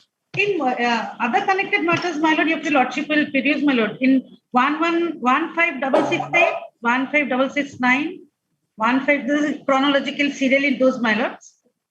In those, my lord, counters have been filed, rejoinders have been filed. We have filed answer to the rejoinder. Again, they have filed a common rejoinder. So almost pleadings are complete in those cases. All right. In even we listed just before the vacations, so that list of final hearing on 17th May. Only in one case, my lord, we have not filed counter. That is WPC 11876 of 2015. All right. Meanwhile, counter affidavit will be filed in 11876 of 2015 within 4 weeks and returned up for the next date. All right. Supplementary list item 29. Lordship is fixing it to 7th May. Correct. Place. No, 17th. 17th. Place. Item 29, my lord. On last occasion, my lordship was directed to collect the photographs, recent photographs, but I could not, my lord. At the same time, my lordship was directed the council for NHI. Yes, my lord. My lord, I'm in VC. I'm in VC, my lord. Yes. Last occasion, lordship directed my presence, my lord. It's a case, my lord, the construction of national highway from Remuli to Rajamunda, my lord. After termination of the erstwhile concessional, my lord, on 13/1/2017, my lord. Where are the photographs, sir? Mr. Das, Yes, my lord. you can produce photographs. Yes, my lord. What I say, my lord, so far as Rimuli to Koida is concerned, it was given to Monte Carlo and it has totally completed, my lord. And so far as Koida to Rajamunda is concerned, my lord, its total kilometers is 53 and 4 kilometers is there, my lord, and 3 You places file an are there. affidavit, sir. You file an affidavit with photographs. Counsel for the NHAI states that he will file an affidavit. My lord, Ajit Patnaik is appearing. My lord, I am Counsel, appearing from Mr. Ajit NHAI. Patnaik is I have appearing. my already lord. filed my counter. The when the PIL was filed, the contractors left the work, and that's why the occasion arised. It's all right, sir. You file the affidavit. I will file additional affidavit with along with latest photographs. status of the road. Within 2 weeks, list on 13th April. Oblige, my lord. Enclosing photographs. Right. I'll do that. Right. Supplementary list item 30. None appears discussed on. May I please, Your Lordship? Oh, you're there. Yes, Your Lordship. This is the PIL, Your Lordship. The petitioners challenge What is the petition number? 10688. No, my Lordship. We are item 30, no? No. Yes, Your Lordship. This is 10688 of 2017. Supplementary list, Your Lordship. Yeah. Sorry. All right. None appears discussed on non-constitution. Item 31. May I please, Your Lordship? The matter relating to illegal encroachment of government land by OP number 4 to 7, and accordingly the villagers, including the petitioners, have filed their representation by Annexure 2 series before the authorities, my lord. May I pray, my lord, Your Lordship, direct the authority to consider the. No, but the counter has already been filed by. I have not received the counter filed by the OP number 4 to 7. Counter is filed by the private opposite party. I have not received the counter copy and is not also appearing today.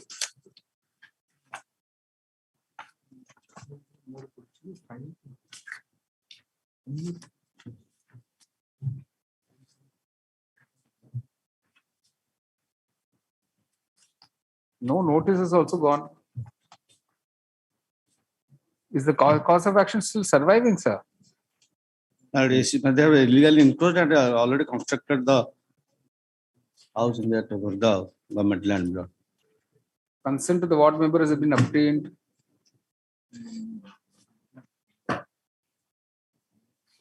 Case 5, paragraph 4 to 1. All of you are doing pan baraja. Yes. By illegally occupying government land. That's what the counter says. You are yourself an unauthorized occupation, sir. Both the petitioners and the opposite parties are unauthorized. All are encroaching. Both of them. Do not come to court with clean hands at all.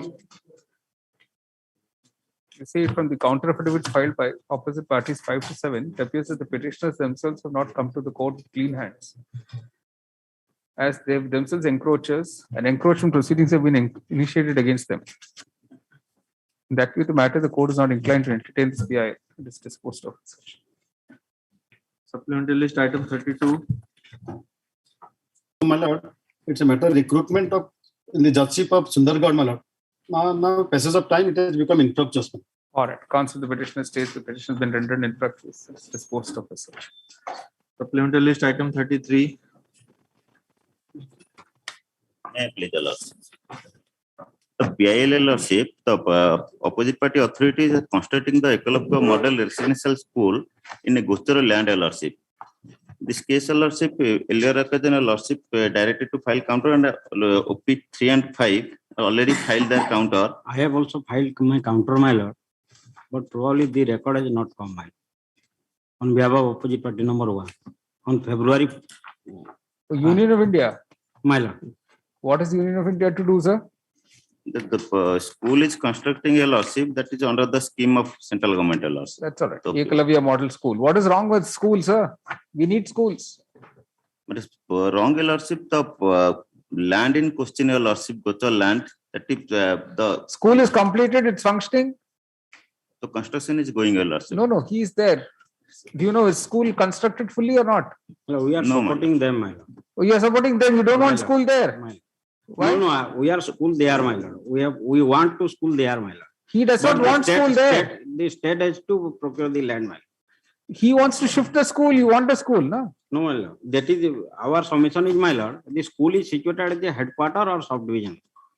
That is the issue, my lord. The land has to be produced by the state government. If you are supporting him, he wants to shift the school. Are you supporting? No. My, your lord, there is my counter, my lord. In view of, I don't know what he's saying. Is the school completed or not? School is, yes. That is being constructed. Here was on surplus gochar land. Oh. On surplus gochar land. Okay. That is our counter affidavit. Plus you'll also get it. No. What's the status? Has the school been completed or not? not completed, lordship. No, not. One minute, sir. I'm asking him. No, it is being constructed. Being means what? 50% complete, 40%, 10%? No, that exact instruction I have obtained. All right. Council for the State will inform the court of the present status of construction of the school. List on 19th April. List item 34. Lord, item 34, 5 sets of counters have been filed by the state. My lord, I have received 5 sets counter just 2 days ago. I want to file a rejoinder. All right. Rejoinder will be filed for the next date, 13 July. My lord, can it be prior to vacation, my lord? The rule is under challenge. My promotions are held up. Any day prior to vacation, my lord. So nothing is going to happen. My lord, I have been deprived of promotion. All right. It's not eligible for 29th June. 29 June. 29 June, my lord.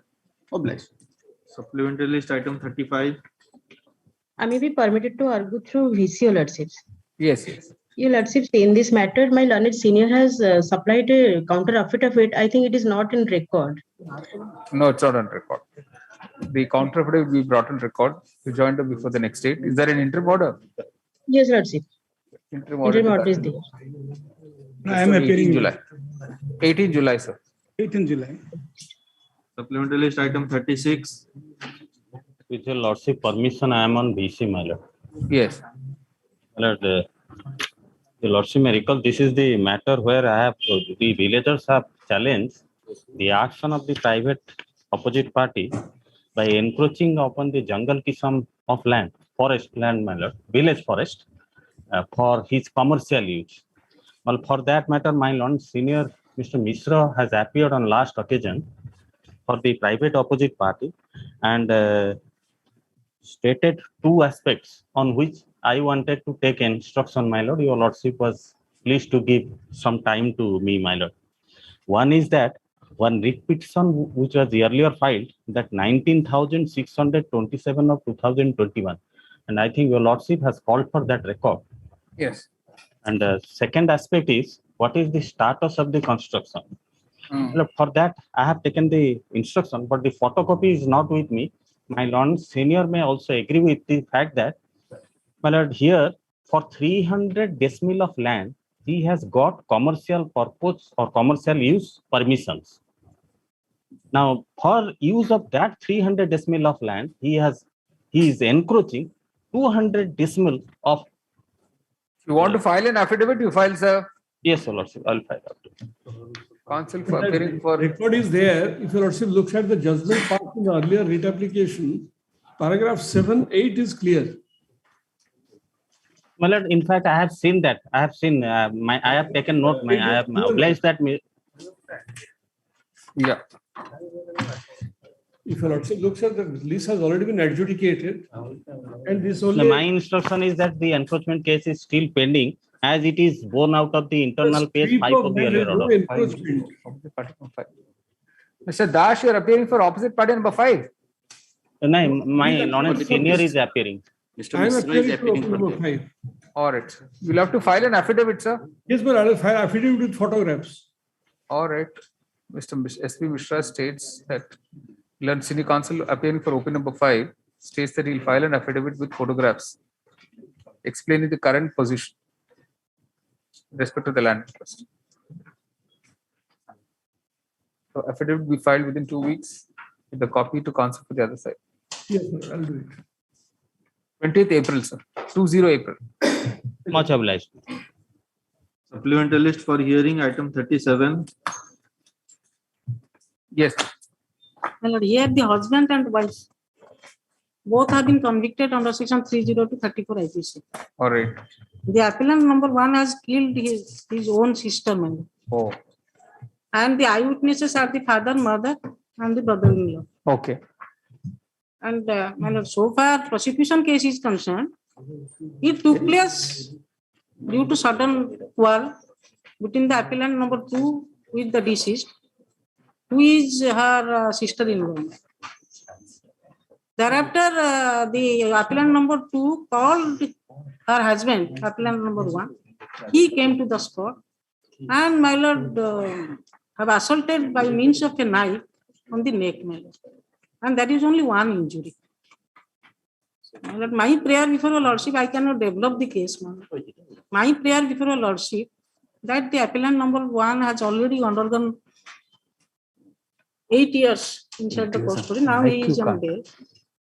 If it will be converted to 304, my lord, and period undergone, then my lord. See, in the neck, how do you, if the blow is on the neck, how do you treat this as 304? My lord, 304 part 1 is my lord, that is intention. 304 part 2 is my lord knowledge. Knowledge, ah. My lord. But the neck, see, again, part of the body is very important. Neck is jugular. My lord, in a sudden provocation with anger, my lord. No, that's right. That is the exception of 304, my lord. That is the exception, my lord. That's why, my lord, I have submitted before lordship. I cannot develop, my lord, the father, mother, they are the eyewitness to the occurrence.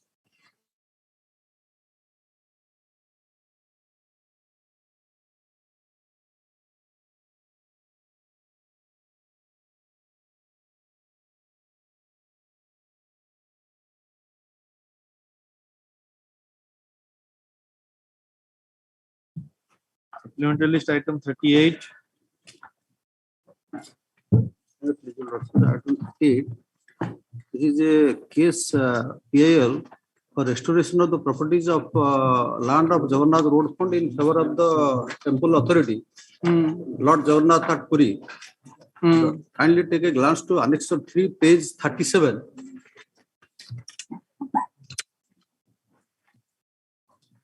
This is a document, the member board of revenue being head of the revenue department. He made a discussion with his junior officers. Thereafter, made the following direction. Kindly take a glance to page 37. So reply has been filed. Hello? Has reply been filed, sir? Yes, my lord. I have filed the reply, but so far as Jagannath temple is concerned. Well, the reply which the state government has filed, that can be adopted, but only problem is that, but the state government in the allegation is that we don't have any coordination officer in the Jajpur road to restore the land of Lord Jagannath. As per my instruction, that time one retired person was reappointed there, known as Ramesh Das in the year 2016. Now today morning I received instruction that that man also left. So in fact, we have no officer there in the coordinator officer to coordinate the thing with the state government so far restoration of the property is concerned. So that because we are running with less number of staffs, temple Millard. Otherwise, Millard, whatever governments taken, defense taken by the state government, that can be adopted, Millard. No, so if it's non-adversarial, the property is to be protected, right? Property should be protected. Recovery of possession of those properties, and there is no nodal officer appointed by the temple trust for which these things could not be properly maintained. So how should we resolve this, sir? You will have to find a person to. I'll take that. And take a glance to page 3 of one coordinator was appointed in the 2016 during Corona time. Millard, he left. The learned counsel appearing for the chief administrator Jagannath Temple, bracket opposite number 4, states that there was a coordinator appointed by them in Jajpur who has now ceased to function as such, and a replacement will have to be found soon. He states that steps are being taken in that regard and appropriate orders will be issued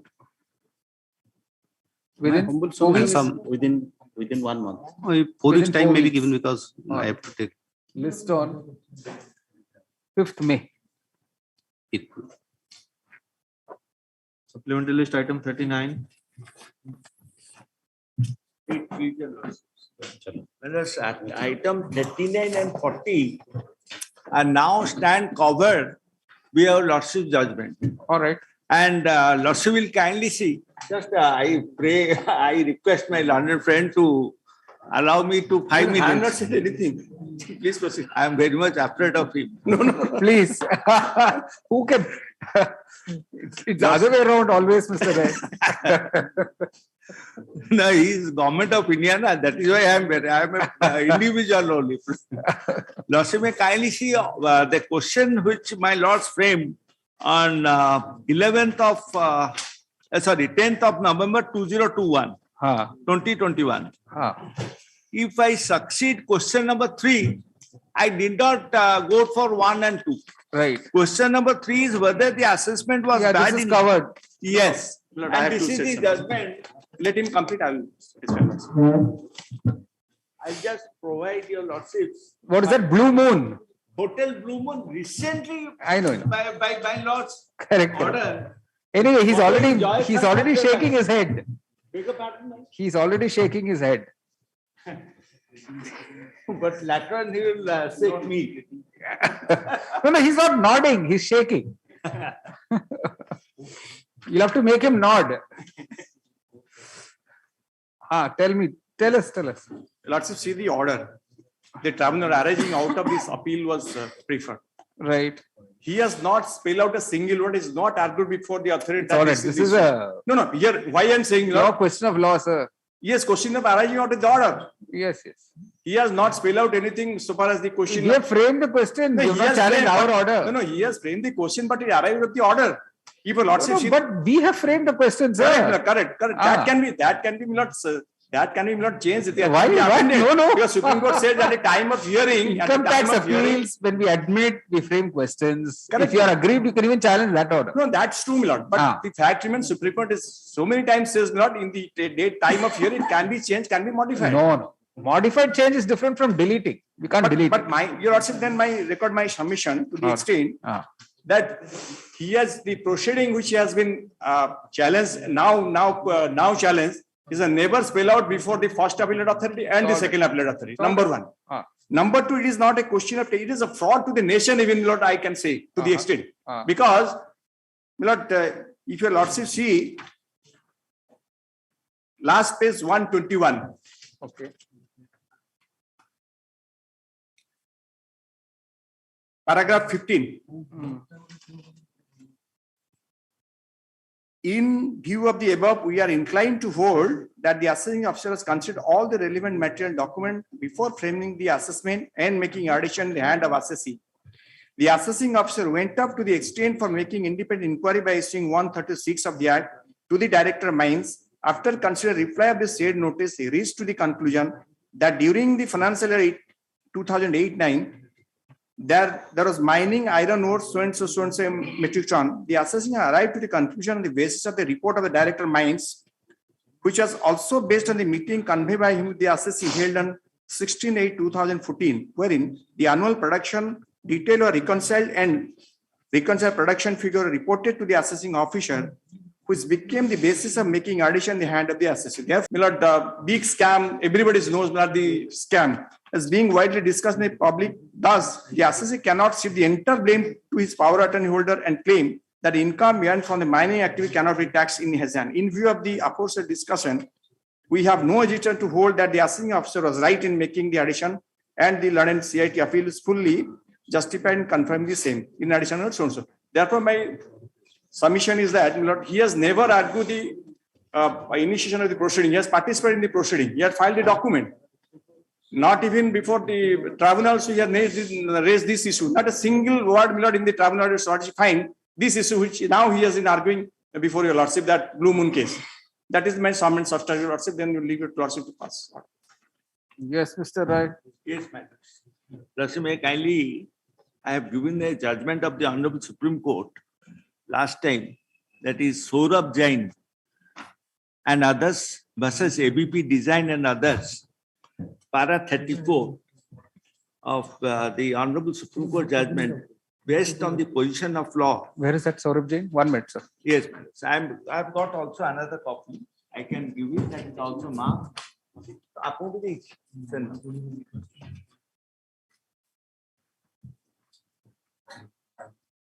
ଆଉ ଗୋଟେ copy ଦଉଛି another copy no I am submitting for Justice Patnaik. Para 34. Para 34. Based on the position of law, we find it just to allow the appellants to raise the ground of jurisdiction before us. Allowing the ground to be raised would not require the submission of additional evidence, since it is a pure question of law and strikes at the heart of the matter. So this question of jurisdiction, because the issuance of notice under section 143(2) is sine qua non for completing the assessment under section 143(3), and I have filed a return in pursuant to the notice issued under section 148 that your lordship may kindly see at 3(3)(a) at page 44-45. I have filed my return and in pursuant to the notice, and they never issued any notice under section 143(2). And your lordship my lord has held in Jai Shiv Shankar Traders that it is fatal to the assessment. And that judgment also in the compilation I have given Jai Shiv Shankar Traders.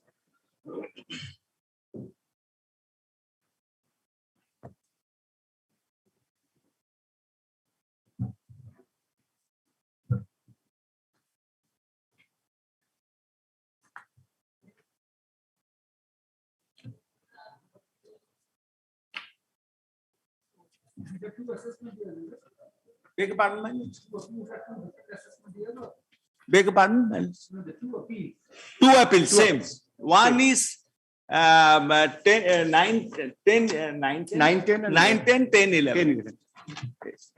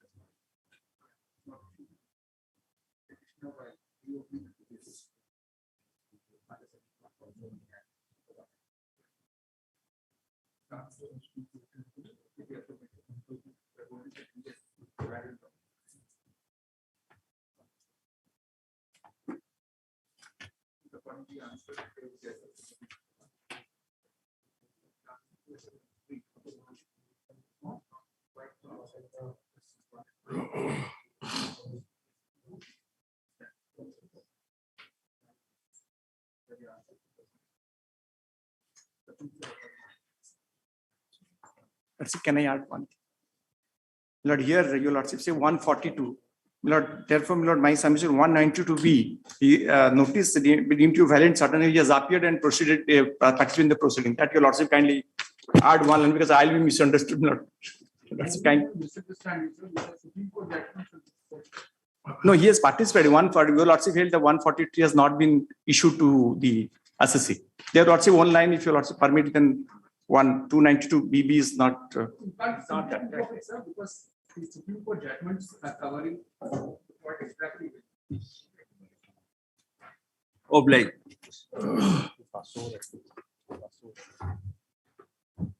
Supplemental list, Passover item 3. Passover item 3. Actually, there was a reshuffling of my office. The record was not traceable. For that reason, just I want 10 days time. You trace it, you can revive it, sir. Counsel, the petitioner states that he is not able to trace the record. The petition is dismissed in non-prosecution with permission to the petitioner to revive the petition as and when he is able to trace the record. Passover item 26.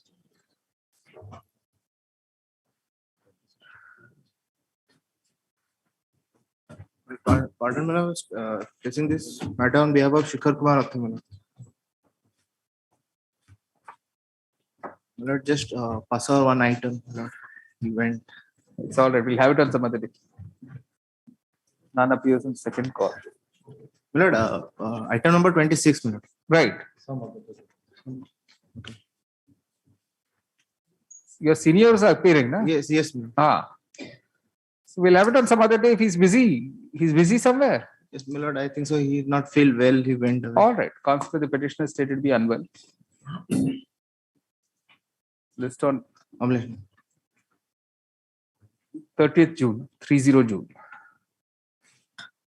All right.